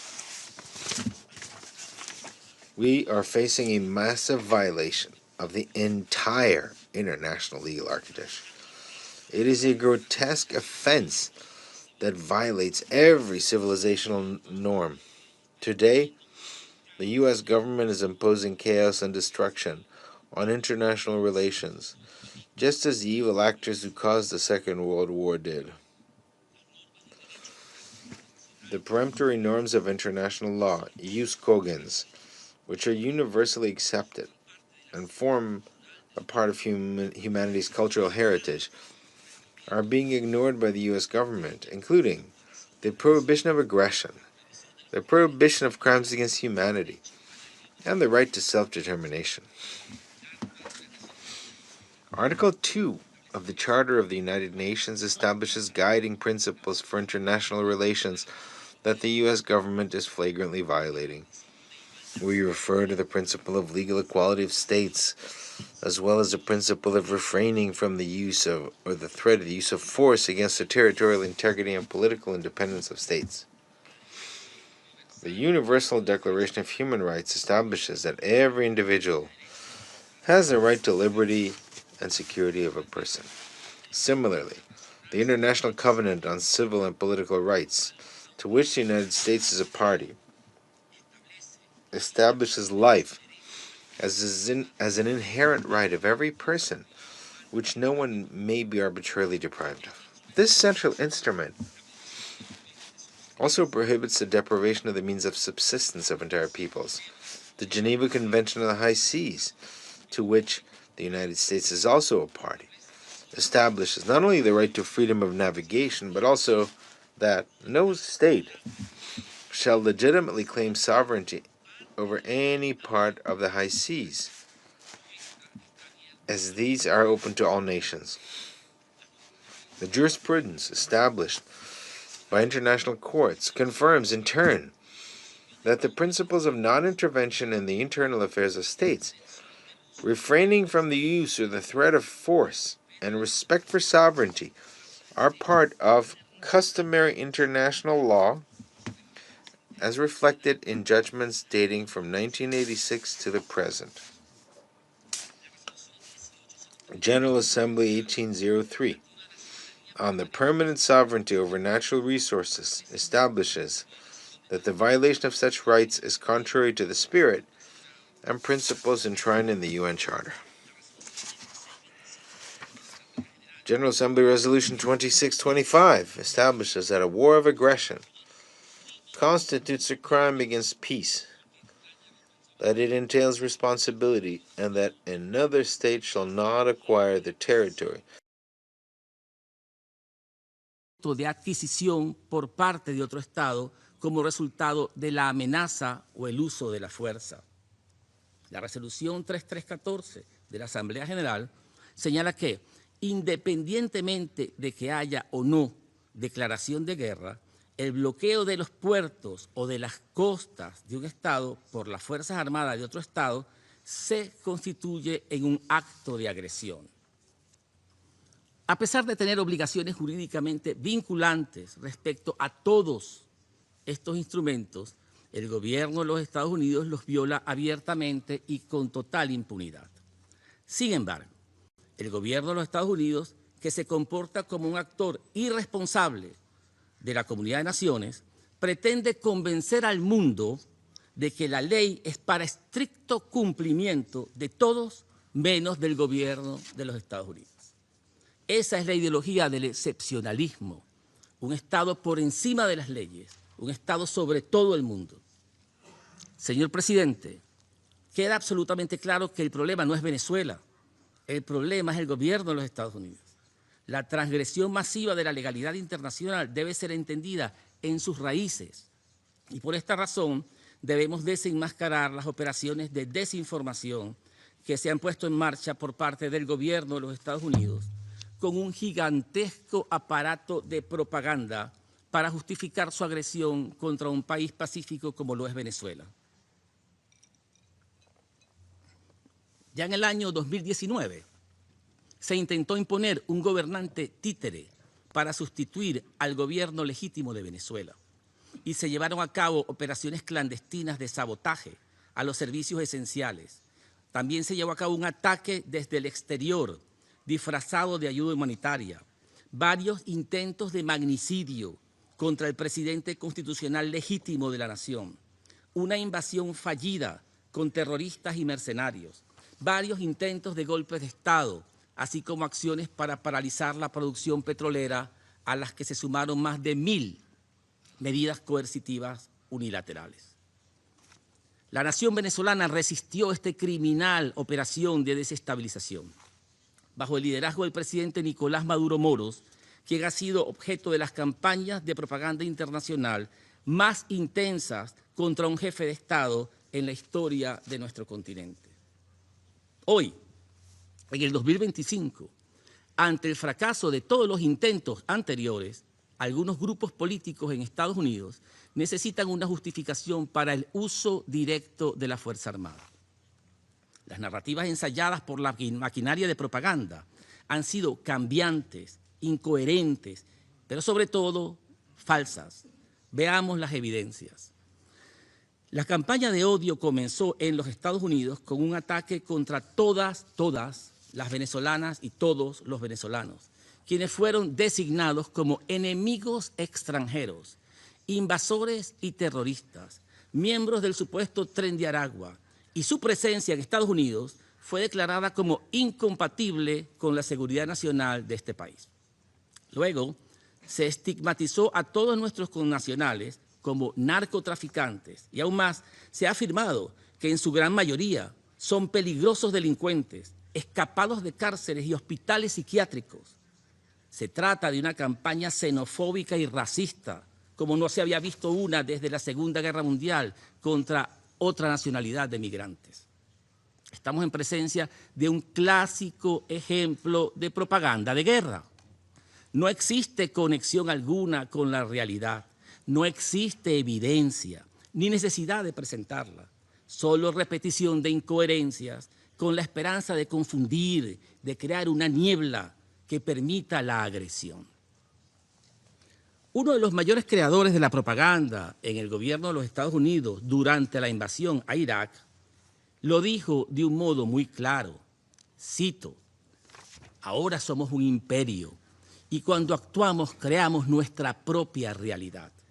Y mientras ustedes estudian esa realidad, nosotros volveremos a actuar creando otras realidades que ustedes también podrán estudiar. Y así es como se resolverán las cosas. Somos los actores de la historia y ustedes, todos ustedes, solo podrán estudiar lo que hacemos. Fin de la cita. Señor presidente, las máscaras hoy se cayeron. Todas las excusas infotóxicas para envenenar a la opinión pública se enfrentan a la crudeza de los altos funcionarios del gobierno de los Estados Unidos, cuando anuncian que el objetivo real no es la droga, no es la seguridad, no es la libertad, es el petróleo, son las minas, es la tierra. El 16 de diciembre, el presidente de Estados Unidos expresó que, cito, Venezuela está completamente rodeada por la armada más grande jamás reunida en la historia de Sudamérica. Esta solo crecerá y la conmoción para ellos será como nunca antes la han visto, hasta que devuelvan a Estados Unidos todo el petróleo, las tierras y otros activos que nos robaron, todo lo cual debe ser devuelto inmediatamente. Fin de la cita. El 17 de diciembre, el subjefe de gabinete de la Casa Blanca, Stephen Miller, informó que toda la industria petrolera venezolana pertenece a Estados Unidos y exigió su devolución. El 20 de diciembre, el secretario de Guerra, Pete Hegseth, afirmó que el bloqueo contra Venezuela se mantendrá en plena vigencia hasta que nuestro país devuelva a los Estados Unidos los activos supuestamente robados. Todo esto significa que el gobierno estadounidense reclama como suyo la mayor reserva de petróleo del mundo, lo que sería uno de los mayores actos de expoliación en la historia de la humanidad. Esta absurda afirmación confirma que no hay límite alguno en la adicción del gobierno de los Estados Unidos por el petróleo, y que todas las excusas esgrimidas en relación con nuestro país han sido parte de una cortina de humo. Es un plan de conquista y colonización que no tiene cabida en el siglo XXI, un plan de extorsión que nos exige entregar a nuestro patrimonio y nuestro país a cambio de que las tropas estadounidenses no disparen contra nuestro pueblo. La afirmación descabellada, según la cual el petróleo venezolano pertenecería a los Estados Unidos bajo el argumento de una supuesta deuda histórica, no tiene sustento jurídico, político o histórico. Es simplemente inexistente. Ninguna creencia, y aún más una imaginaria, como en este caso, otorga a un Estado el derecho de recurrir al uso de la fuerza, ni mucho menos de apropiarse de manera unilateral de los recursos naturales de otro Estado. Aceptar tal lógica equivaldría a admitir que debido a la gigantesca deuda que los propios Estados Unidos mantienen con países como China, Japón o Reino Unido, pudiera justificar legalmente el ataque, bloqueo o total confiscación de activos y recursos estadounidenses, lo cual resulta evidentemente absurdo y contrario a cualquier orden jurídico. Conviene además recordar que en la relación energética entre Venezuela y Estados Unidos ha sido Venezuela el país históricamente desfavorecido debido a esquemas comerciales y condiciones económicas injustas que beneficiaron durante décadas a la parte estadounidense. Venezuela se mantiene firme en la defensa de relaciones de cooperación energéticas basadas en la igualdad y beneficio mutuo, promovidas sobre la base de la igualdad soberana y el respeto para ambas partes. Se trata entonces de una de las proposiciones más deshonrosas y viles que hemos recibido en toda nuestra historia y la repudiamos desde lo más profundo de nuestro honor patriótico. La verdad es brutal y criminal. El gobierno de Estados Unidos amenaza con un ataque armado a Venezuela para satisfacer a las grandes corporaciones petroleras, particularmente a ConocoPhillips y ExxonMobil, pionera en el robo del petróleo venezolano. A los hijos de las familias estadounidenses se le ordenará arriesgar sus vidas para llenar los bolsillos de los accionistas de las empresas petroleras con miles de millones de dólares, mientras miles de familias venezolanas y estadounidenses son destruidas. Se trata de sangre por petróleo. Sangre por petróleo no es una propuesta noble, es indigna y es inaceptable. Guerra por petróleo es la propuesta de la muerte, la misma que le ofrecieron a Irak, a Siria, a Libia y a tantos otros. La conducta del gobierno estadounidense confirma la cínica frase de la propaganda de las guerras por petróleo que afirma, cito, es lamentable que Dios haya puesto el petróleo de los Estados Unidos en el territorio de otras naciones. Fin de la cita. Es la guerra de saqueo y pillaje con una bandera sacada del foso de los valores humanos. Debemos enfatizar que la propuesta del gobierno de los Estados Unidos, aunque fracase, constituye un atentado contra todo el sistema de relaciones internacionales y de manera especial contra el sur global, cuyos pueblos son considerados inferiores por el actual gobierno estadounidense. Este Consejo de Seguridad pierde sentido si el gobierno de los Estados Unidos persiste con su propuesta demoledora.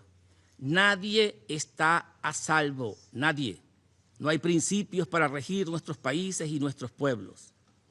De allí la importancia de que este órgano pueda cumplir a cabalidad su mandato y a cuyos efectos exigimos condene explícitamente esta agresión en curso, desde las ejecuciones extrajudiciales hasta los actos de piratería. Exigimos también que adopte las medidas necesarias para que el gobierno de Estados Unidos repliegue sus fuerzas militares, ponga fin al uso de la fuerza y levante el bloqueo unilateral que ha impuesto contra nuestro país. Y por último, exigimos que se inicie un proceso de rendición de cuentas para sancionar estos hechos y prevenir su repetición. De lo contrario, se trata de la consolidación de un mundo oscuro, sin principios, sin ideales, gobernado por la violencia y el deshonor. Es el mundo sin las Naciones Unidas. Repetimos, Venezuela no es la amenaza es el incumplimiento del derecho internacional. El mundo sabe que de continuar la escalada de ataques armados, nosotros ejerceremos con toda determinación nuestro derecho inalienable a la legítima defensa, con arreglo al artículo 51 de la Carta de las Naciones Unidas. Afortunadamente, el futuro puede ser diferente. Todos hemos visto cómo, a pesar de la propaganda guerrerista, la gran mayoría del pueblo de los Estados Unidos rechaza cualquier intento de guerra con Venezuela y exige el fin de la agresión en repudio a la destructiva ideología de las guerras sin fin. No existe tensión alguna entre los pueblos de los Estados Unidos y Venezuela. No existe. En Venezuela, nuestro pueblo está en paz, unido, lleno de fe patriótica, decidido a defender su tierra, su familia, su patrimonio, su historia y su honor. El Orinoco siempre será venezolano. No hay fuerza en la tierra que nos arrebate nuestro derecho a la existencia. Señor presidente, para finalizar, permítame ahora dirigir unas breves palabras a nuestro pueblo.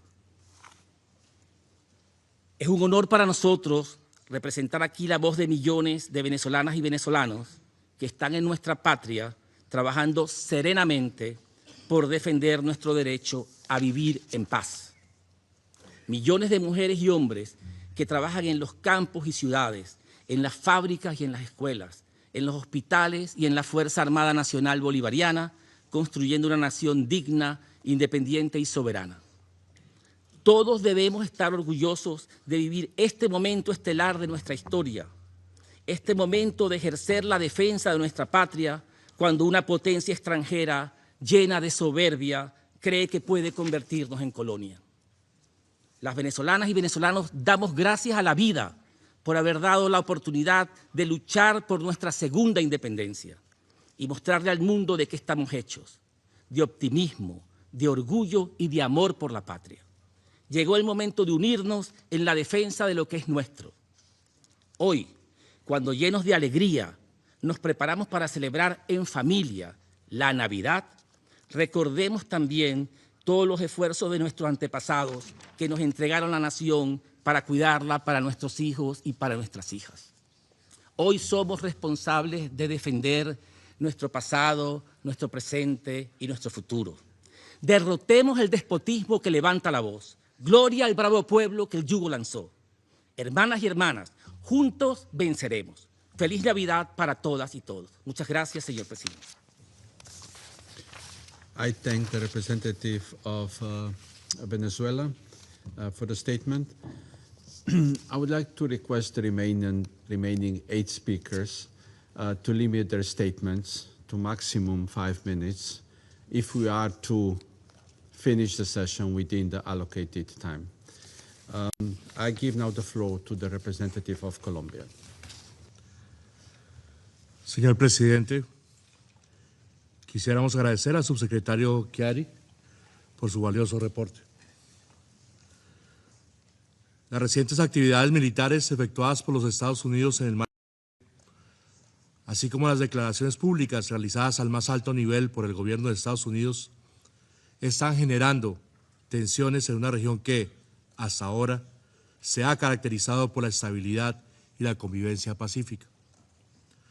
América Latina y el Caribe se ha proclamado como una zona de paz, sustentada en principios claros: la proscripción de la amenaza y el uso de la fuerza, la solución pacífica de controversias, la promoción del diálogo y el multilateralismo, el respeto irrestricto a la soberanía y la integridad territorial, la no injerencia en los asuntos internos de los estados y el derecho inalienable de los pueblos a la autodeterminación. La escalada de acciones de carácter militar no solo incrementa el riesgo de un conflicto de mayores proporciones, sino que, a la vez de ser contraria al derecho internacional, socava los esfuerzos colectivos de prevención de conflictos y la estabilidad regional. Colombia rechaza de manera categórica cualquier amenaza de uso a la fuerza y el recurrir a vías de hecho como medio para resolver diferencias. Estas acciones, así como las medidas coercitivas unilaterales que no se alinean con la Carta de las Naciones Unidas ni con las decisiones de ese organismo, socavan el Estado de Derecho y no pueden sustituir al diálogo, la diplomacia preventiva ni a los mecanismos pacíficos de solución de controversias, los cuales deben ser la prioridad en toda actuación entre los Estados. Señor Presidente, Colombia es plenamente consciente de que la delincuencia organizada transnacional, incluyendo el narcotráfico, constituye una amenaza significativa para alcanzar sociedades pacíficas e inclusivas. Sea esta la oportunidad para recalcar que Colombia ha demostrado un compromiso sostenido y verificable en la lucha contra el tráfico ilícito de estupefacientes y otras formas de delincuencia transnacional, como lo evidencian las cifras récord de incautaciones y operaciones conjuntas realizadas en estricto apego al derecho internacional, a la proporcionalidad y necesidad y al respeto por los derechos humanos. En ese sentido, hacemos un llamado a fortalecer la cooperación y coordinación regional e internacional de manera coherente con el principio de responsabilidad común y compartida y en el marco de los instrumentos legales y convenios internacionales vigentes. Lo anterior con el objetivo de construir un entorno seguro y estable en beneficio de nuestros pueblos y combatir así, en cumplimiento estricto de las obligaciones internacionales y la cooperación, todas las manifestaciones del delito transnacional. En ningún caso se debe permitir respuestas extrajudiciales ante actividades de la delincuencia organizada transnacional y o ataques contra la población civil y contra bienes de carácter civil. El silencio frente a hechos que amenazan la paz y la seguridad internacional no contribuye al descalamiento ni a la protección de los más vulnerables. Toda acción u omisión que no esté orientada a la paz no debe pasar impávida ante este Consejo, quien tiene la responsabilidad de alzar la voz y promover acciones coherentes con su mandato de mantener la paz y la seguridad internacionales. Colombia reitera su firme compromiso con la defensa de la paz, la estabilidad, la democracia y el desarrollo en toda la región, convencida de que solo a través del respeto mutuo, el apego irrestricto al derecho internacional, la cooperación multilateral y el diálogo se construyen soluciones duraderas. El combate a la delincuencia organizada transnacional debe realizarse exclusivamente bajo el respeto irrestricto de las normas internacionales vigentes, sin recurrir a acciones extrajudiciales ni a interpretaciones que pretendan justificar el uso de la fuerza más allá de los supuestos previstos en la Carta. Urgimos en ese sentido a todas las partes a actuar con responsabilidad, contención y con la voluntad política de respetar la Carta de las Naciones Unidas y recurrir a la mediación y al diálogo, inclusive facilitado por la región, como único método válido para solucionar las diferencias. Agradezco, presidente. I thank the representative of Colombia for the statement, and I give the floor to the representative of Chile. Gracias, señor presidente. Chile agradece a Eslovenia por la convocatoria a esta sesión informativa abierta bajo el punto del orden del día amenazas a la paz y la seguridad. Agradecemos asimismo la intervención del señor Khaled Chiari, subsecretario general para Oriente Medio, Asia y el Pacífico. Señor presidente, Chile desea expresar su profunda preocupación por el despliegue de operaciones militares a gran escala en el Caribe y rechazar cualquier acción armada que pueda poner en peligro la estabilidad y la paz en la región. Estas consideraciones recuerdan la importancia de respetar el derecho internacional, la soberanía y la integridad territorial, la solución pacífica de las controversias, la prohibición de la amenaza o el uso de la fuerza y el respeto de los derechos humanos. Chile desea subrayar además la necesidad urgente de continuar realizando esfuerzos coordinados para enfrentar la amenaza del crimen organizado transnacional, así como la convicción de que América Latina y el Caribe deben seguir siendo una zona de paz. Mi país ha sido consistente en su posición. Chile no reconoce la legitimidad del actual régimen encabezado por el señor Nicolás Maduro.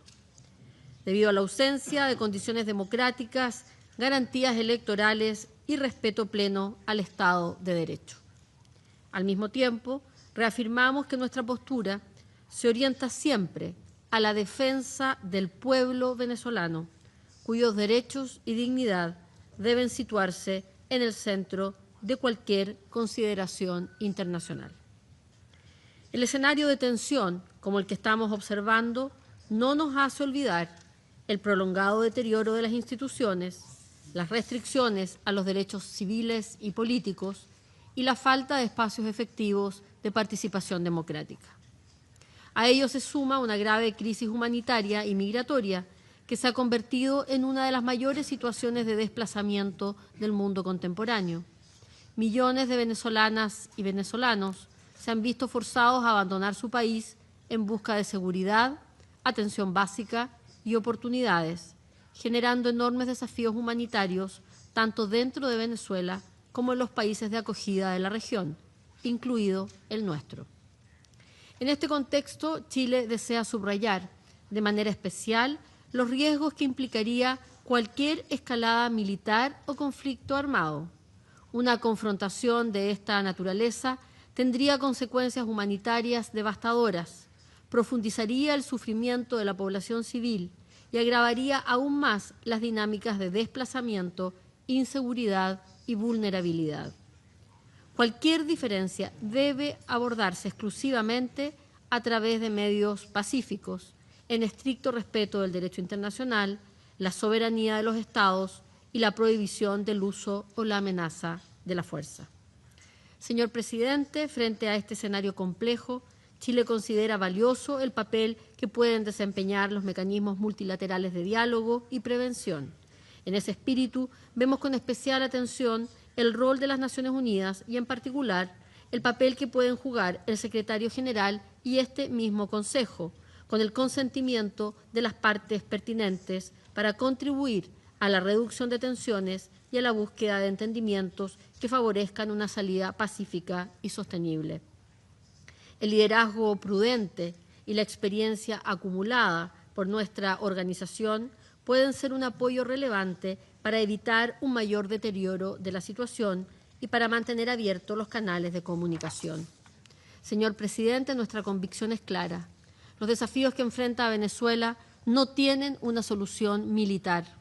Solo podrán abordarse mediante procesos pacíficos, graduales e inclusivos, que consideren las legítimas aspiraciones del pueblo venezolano y prioricen la protección de la población civil.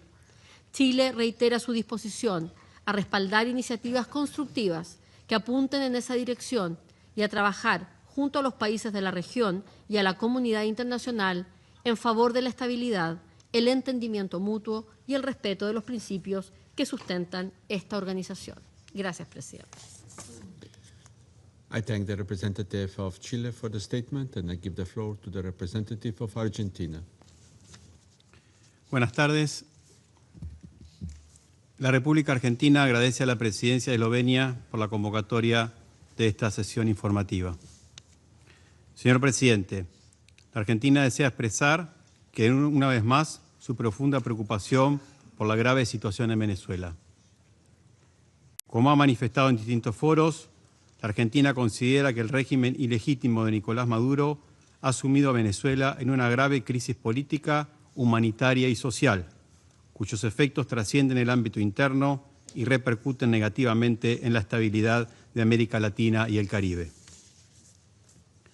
La persistencia de la impunidad y el debilitamiento del Estado de Derecho en Venezuela, la desestabilización política e institucional y la proyección del crimen organizado transnacional constituyen una amenaza concreta para la seguridad del hemisferio.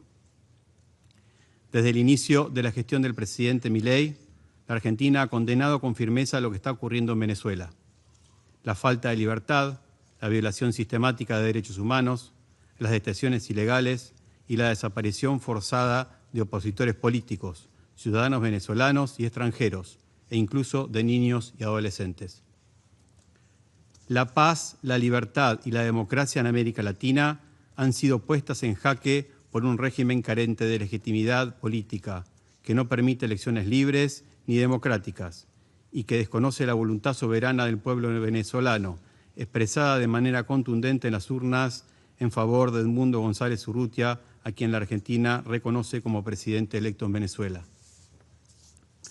Señor presidente, la ocasión amerita recordar que Venezuela se encuentra suspendida del Mercosur desde 2017 por violar el protocolo de Ushuaia sobre compromiso democrático. El mismo establece la democracia como condición esencial para la integración regional, permitiendo la suspensión de cualquier Estado miembro en caso de ruptura del orden democrático o constitucional y aplicando sanciones automáticas para proteger los valores y el Estado de Derecho en la región. El restablecimiento del orden democrático y el respeto irrestricto de los derechos humanos en Venezuela se vuelven imprescindibles. En este contexto, el presidente Milei, en el marco de la cumbre de Mercosur del 20 de diciembre pasado, expresó: la Argentina saluda a la presión de los Estados Unidos para liberar al pueblo venezolano. Tampoco puede haber verdadera seguridad en América Latina mientras la vida, la libertad y la estabilidad de nuestros países se vean permanentemente amenazadas por el narcotráfico, el terrorismo y el crimen transnacional organizado. Estas redes se sostienen y se expanden gracias al amparo, la complicidad y la connivencia de regímenes como el que hoy impera en Venezuela.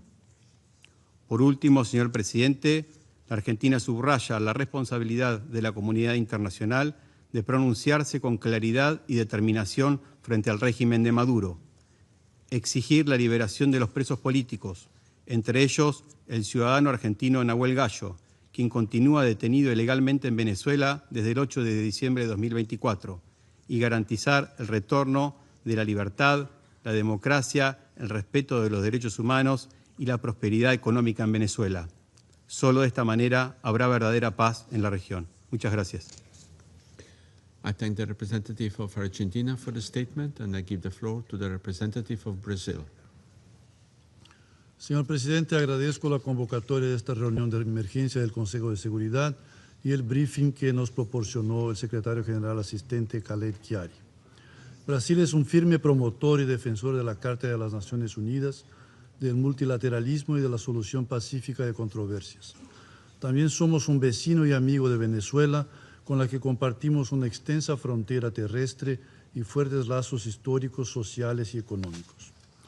Como en todas las cuestiones que este Consejo trata, el parámetro imperativo de su acción debe ser la Carta de las Naciones Unidas, en particular sus principios y disposiciones sobre la paz y la seguridad internacionales.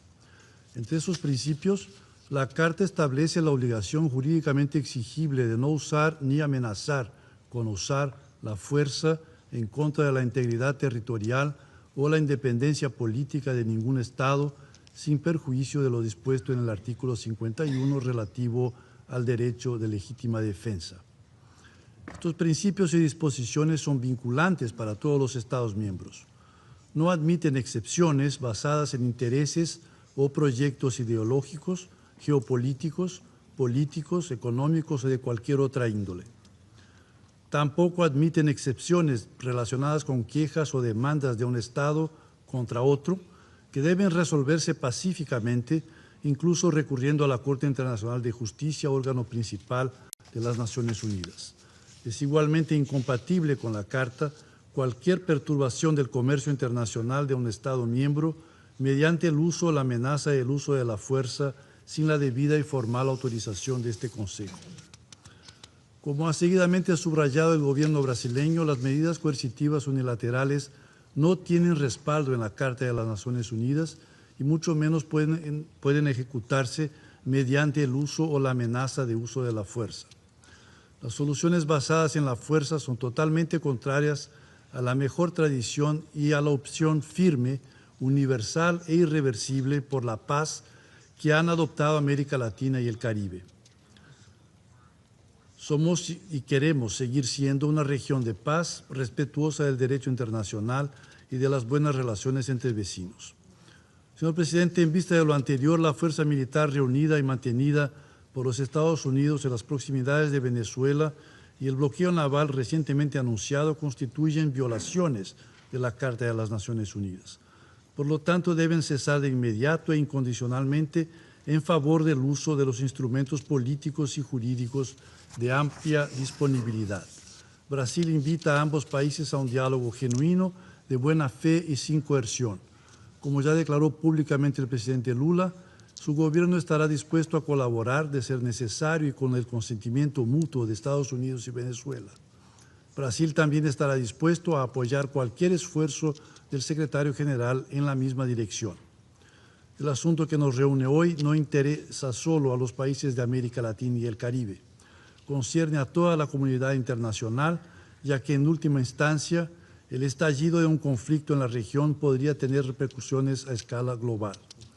Es responsabilidad del Consejo de Seguridad, de todos sus miembros y de todos los estados amantes de la paz esforzarse incansablemente, sin temor u otras motivaciones, para garantizar que las diferencias que hoy debatimos se resuelvan pacíficamente. Muchas gracias. I thank the representative of Brazil for the statement, and I give the floor to the representative of Paraguay. Muchas gracias, señor presidente. La delegación de la República del Paraguay agradece a la presidencia y a los miembros del Consejo la oportunidad de tomar la palabra.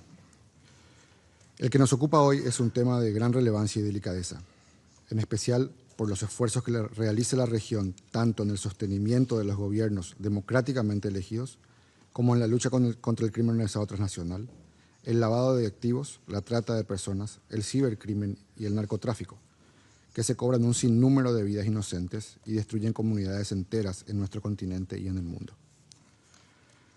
La democracia, apreciados colegas, se construye día a día. Por ello, no podemos olvidar la situación que atraviesa Venezuela, cuya crisis migratoria y de seguridad desafían la capacidad de respuesta de nuestros países e incluso la estabilidad de toda la región. Hay que ser claros, el sufrimiento del pueblo venezolano es consecuencia directa de las acciones y medidas del régimen que gobierna ese país y no de factores externos o de terceros. El retorno de la institucionalidad democrática en ese país y la posibilidad de que las autoridades legítimamente electas asuman sus funciones constituirían un acto de justicia y un paso fundamental para la estabilidad regional. En ese sentido, el Paraguay desea expresar con absoluta claridad que no acompañaremos ni secundaremos acciones que pongan en riesgo la democracia, el respeto a los derechos humanos ni el orden constitucional en nuestra región. Nuestro compromiso es y seguirá siendo con los principios democráticos, el Estado de Derecho y la paz social. Señor presidente, en Oslo, hace apenas unas semanas, el Paraguay estuvo presente al más alto nivel en la ceremonia del Premio Nobel de la Paz, acompañando a los familiares de María Corina Machado. La causa venezolana es una que nos toca profundamente, ya que es un pueblo que ha visto sus derechos y libertades fundamentales decimados bajo un régimen dictatorial cruento. Venezuela no es un problema de los venezolanos solamente, sino que es y debe ser un problema del mundo entero y en especial de la región. Manifestamos así nuestra solidaridad con María Corina y a través de ella a todo el pueblo venezolano. Estamos seguros de que la paz y la libertad llegarán a Venezuela más temprano que tarde. Señor presidente, finalmente subrayamos que la lucha contra el crimen organizado debe continuar realizándose en el marco del derecho internacional humanitario y con articulación de los mecanismos de defensa de la democracia, los principios fundamentales del derecho internacional, así como la protección y la promoción irrestrictas de los derechos humanos y de las libertades fundamentales. Todos ellos, elementos esenciales para el proceso de integración regional, el desarrollo y la prosperidad. El Paraguay continuará trabajando en colaboración con todos los actores regionales con quienes compartimos estos valores de democracia y paz. Gracias, señor presidente. I thank the representative of Paraguay for the statement, and I give the floor to the representative of Mexico. Señor presidente, México da la bienvenida a esta sesión del Consejo de Seguridad para examinar la situación derivada de las crecientes tensiones en torno a Venezuela. Cuando la paz internacional se ve amenazada, corresponde a este Consejo asumir su responsabilidad y actuar, siempre en estricto apego al derecho internacional. América Latina y el Caribe se han caracterizado históricamente por ser una zona de paz, construida sobre la base del respeto mutuo, la solución pacífica de las controversias y la proscripción del uso y la amenaza de la fuerza. La reciente escalada de tensiones y el despliegue de fuerzas militares en el sur del Mar Caribe representan actos que ponen en riesgo la estabilidad regional. Es imperativo preservar nuestro espacio de convivencia pacífica, no solo como aspiración regional, sino como una contribución concreta y valiosa a la paz internacional. Conforme al artículo 2 de la Carta de las Naciones Unidas, ninguna diferencia entre estados debe resolverse mediante la amenaza o el uso de la fuerza. La historia demuestra que la amenaza o el uso de la fuerza conducen invariablemente a mayor sufrimiento humano y a la erosión del orden jurídico internacional. Con base en los principios constitucionales de política exterior de México, en particular la no intervención, la solución pacífica de controversias, la proscripción de la amenaza o el uso de la fuerza en las relaciones internacionales y la lucha por la paz y la seguridad internacionales, reiteramos firmemente que sin importar del país o región de que se trate, el diálogo y la negociación son las únicas vías legítimas y eficaces para resolver en el largo plazo las diferencias existentes. Desde 2019, el Estado mexicano ha mantenido una postura firme en favor de una solución pacífica, democrática y negociada para la situación en Venezuela, siempre en un marco de irrestricto respeto a los derechos humanos. Conforme a los principios constitucionales de nuestra política exterior, México reitera que corresponde exclusivamente al pueblo venezolano determinar su futuro político. Por ello, hacemos un llamado inequívoco y urgente a todas las partes a privilegiar los canales diplomáticos, actuar con contención, con cautela y evitar medidas que puedan agravar la situación. En momentos en los que está a prueba el valor del multilateralismo y el de la propia ONU, resulta indispensable recurrir a los mecanismos previstos en el artículo 33 de la Carta de las Naciones Unidas, orientados a la prevención de conflictos y a las soluciones pacíficas de las controversias. Esperamos también que este Consejo pueda orientar y encauzar estos esfuerzos de paz en cumplimiento de su mandato. Instamos también al secretario general a hacer uso de sus buenos oficios para contribuir a desescalar las tensiones, promover la confianza entre las partes, facilitar el diálogo y a generar condiciones que permitan una solución pacífica, sostenible y conforme al derecho internacional.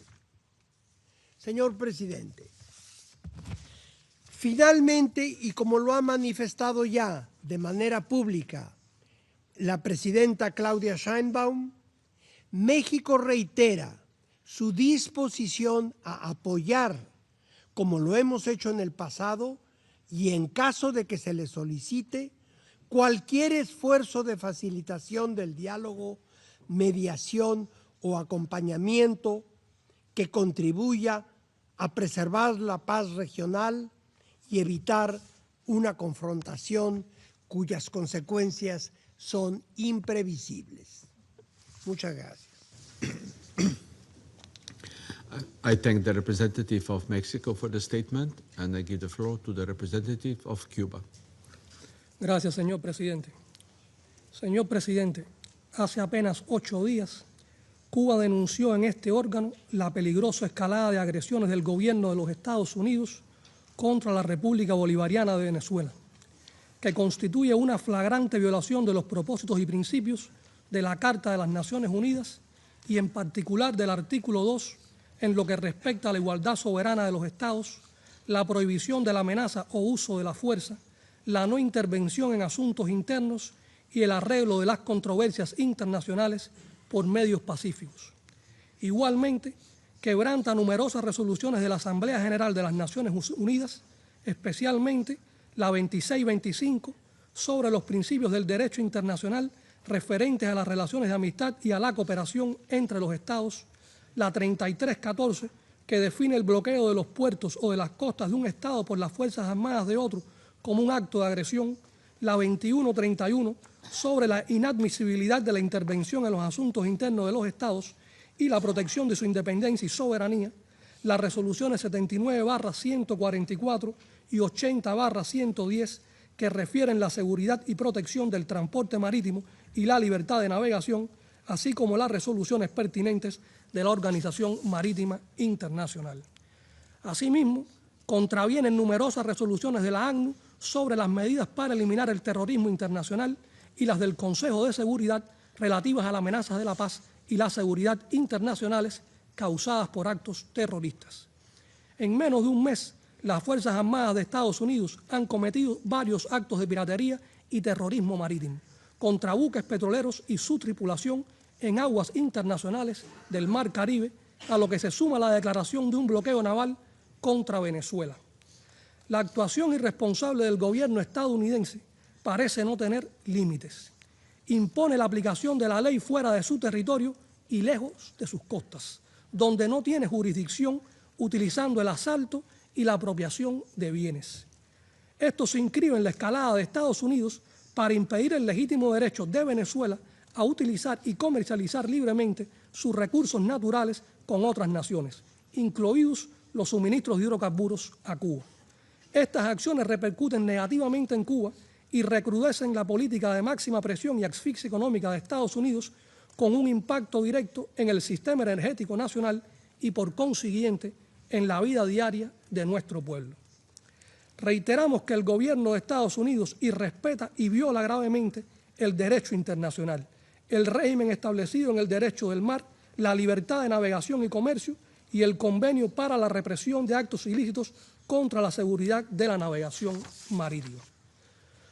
Como si no le fuera suficiente, de manera arbitraria, fraudulenta, unilateral y políticamente motivada, Estados Unidos designó al gobierno legítimo de Venezuela como organización terrorista extranjera. Se ratifica la falta de credibilidad de estas decisiones y la manipulación del terrorismo como un arma política. ¿Qué moral tiene el gobierno de Estados Unidos para estas designaciones cuando protege y financia organizaciones terroristas en su territorio, se niega a colaborar con países vecinos como Cuba en materia de terrorismo y habla abiertamente de acciones encubiertas y sabotajes de la CIA contra infraestructuras venezolanas? Solo persiguen aislar internacionalmente a la revolución bolivariana y chavista, aumentar la presión, escalar en una agresión con impredecibles consecuencias para la paz, la seguridad y la estabilidad de América Latina y el Caribe, y ampliar el exiguo apoyo a sus ataques ilegales. Resulta hipócrita que el país con el principal mercado de drogas en el mundo, desde cuyo territorio se financia este criminal negocio, promueva una guerra para supuestamente combatir ese flagelo en América Latina y el Caribe. Es claro que su propósito es justificar el costoso y extraordinario despliegue militar en la región con el que pretende agredir a Venezuela e impone su dominio hegemónico en el hemisferio. Alertamos a la comunidad internacional de estas provocaciones que buscan escalar aún más la agresión contra territorio venezolano y apoderarse de sus recursos naturales. Venezuela y cualquier otro Estado agredido tiene derecho a la legítima defensa conforme al artículo 51 de la Carta. Todo esto se suma a las medidas coercitivas unilaterales, la asfixia económica, las campañas de descrédito y los ataques contra importantes instituciones de este país que forman parte de la guerra psicológica y el aumento de las presiones por parte del gobierno de Estados Unidos para derrocar al gobierno venezolano. Señor presidente, la nueva estrategia de seguridad nacional de Estados Unidos que incluye el llamado corolario Trump a la doctrina Monroe, pretende hacer cumplir la idea de que el hemisferio occidental es su zona exclusiva de influencia, valida la peligrosa doctrina de la paz a través de la fuerza y consagra la guerra cognitiva como política de Estado. Refleja en sí misma los enormes desafíos que enfrenta la humanidad y en particular la región latinoamericana y caribeña. El actual gobierno estadounidense y su proyección hacia la región transgrede los preceptos de la proclama de América Latina y el Caribe como zona de paz. La política del gran garrote y la diplomacia de las cañoneras, con su criminal prontuario de agresiones y atropellos contra los pueblos, pertenece al pasado de nuestra región. No podemos permitir que sea el futuro. Reiteramos el llamado a la comunidad internacional a detener esta escalada contra un Estado soberano. El despliegue naval ostensible, exagerado e injustificado de las fuerzas estadounidenses en el Mar Caribe, junto a la deliberada amenaza de agresión militar contra la nación bolivariana, tiene consecuencias impredecibles para la estabilidad política, social y económica de toda la región. Ello revela un propósito hegemónico y criminal y requiere una condena universal. Señor presidente, rechazamos la prórroga de sanciones y medidas coercitivas unilaterales de la Unión Europea contra Venezuela, contrarias al derecho internacional y la Carta de las Naciones Unidas, que buscan aumentar la presión contra el gobierno venezolano y se alinean a los intereses agresivos y neocolonialistas estadounidenses. Cuba reafirma su total y firme apoyo al presidente constitucional Nicolás Maduro, a la revolución bolivariana y chavista y a su unión cívico-militar. Demandamos el respeto irrestricto a la soberanía, la independencia y el derecho de Venezuela a decidir libremente su destino sin injerencias externas. No es la primera vez que se intenta someter a América Latina y el Caribe bajo pretensiones hegemónicas. Estamos convencidos que no será tampoco la última en que los pueblos de la región sepan determinar su futuro y abogar por su legítimo derecho a vivir en paz. Muchas gracias. I thank the representative of Cuba for the statement, and I give the floor to the representative of Nicaragua. Muchas gracias, señor presidente. Nicaragua expresa su plena y permanente solidaridad inquebrantable, fraterna y militante con el gobierno constitucional del presidente Nicolás Maduro Moros. Con ustedes siempre, compañeros y compañeras. Con el pueblo chavista y bolivariano y con las Fuerzas Armadas Nacional Bolivarianas de Venezuela. La soberanía e integridad territorial de Venezuela se respeta. Es parte integral de nuestra América Latina y caribeña. Su lucha es nuestra lucha. Reconocemos su inquebrantable resistencia frente a la maquinaria imperial y honramos la memoria del comandante Hugo Chávez, cuyo legado de soberanía y unidad late con fuerza en el corazón de toda la patria grande. Reafirmamos nuestra solidaridad inquebrantable con el gobierno y pueblo venezolano, que resisten ante las amenazas y ataques del imperialismo. Su lucha por la paz, la justicia y el derecho a construir su propio destino es una causa que asumimos como propia. Señor presidente, Nicaragua denuncia categóricamente los actos de piratería moderna, en este caso, el saqueo de los recursos de Venezuela. Denunciamos que estos robos, el secuestro de buques petroleros y el despojo de activos financieros atentan contra la soberanía del pueblo de Venezuela y constituyen un peligroso atentado contra la paz y la estabilidad de toda la región de América Latina y el Caribe, con consecuencias que impactan catastróficamente en el comercio y la navegación mundial. Condenamos enérgicamente las agresiones y hostilidades continuas e intensificadas hacia Venezuela, que se han traducido en un bloqueo económico criminal y en una guerra híbrida diseñada para infligir el máximo sufrimiento a su población civil Estas acciones deliberadas buscan provocar el colapso de una nación soberana para imponer por la fuerza, intimidación y la hambruna un gobierno dócil y servil al servicio de intereses egoístas foráneos. Exigimos el cese inmediato del despliegue militar de Estados Unidos en nuestra región de América Latina y el Caribe. Esta presencia militar pirata es una amenaza directa a la seguridad de nuestras naciones. Estas políticas de agresión son un descarado acto para cambiar gobiernos legítima y democráticamente electos. Demandamos poner fin a las acciones imperialistas y colonizadoras de los Estados Unidos en nuestra región.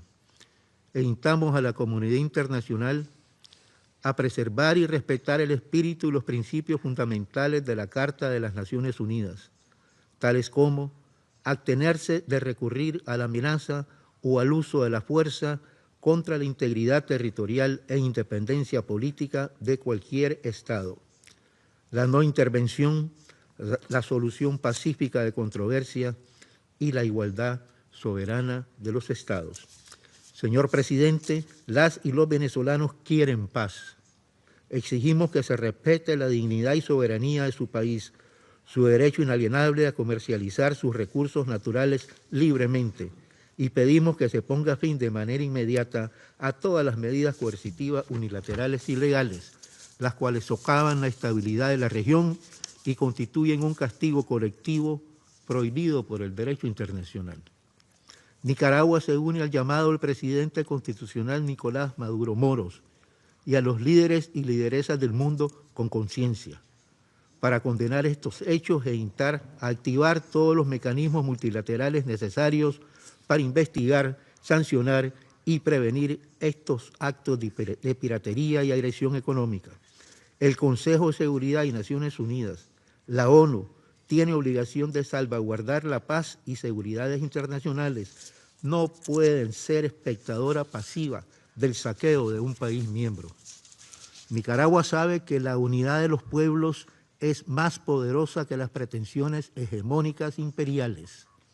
La solidaridad con Venezuela es un deber moral y una obligación política para quienes forjamos este mundo multipolar, justo y soberano. Reafirmamos que Nicaragua caminará junto a nuestras hermanas y hermanos venezolanos en la defensa de su patria. Venezuela no está sola. Para terminar, señor presidente, reafirmamos que la defensa de la soberanía venezolana es la defensa de la Carta de las Naciones Unidas, del derecho internacional, del principio de no intervención y autodeterminación, del derecho de todos los pueblos a construir su propio destino sin coerciones extranjeras, sin amenazas o uso de la fuerza en las relaciones internacionales. Muchas gracias. I thank the representative of Nicaragua for the statement. The representative of the United States has asked for the floor to make a further statement. Thank you, Mr. President. The illegitimate Maduro regime has displayed little to no political will to counter drug-related threats and curb drug trafficking in Venezuela. In fact, it has facilitated the illicit production and distribution of narcotics, creating conditions that have allowed drug traffickers and other transnational criminal organizations to operate with impunity.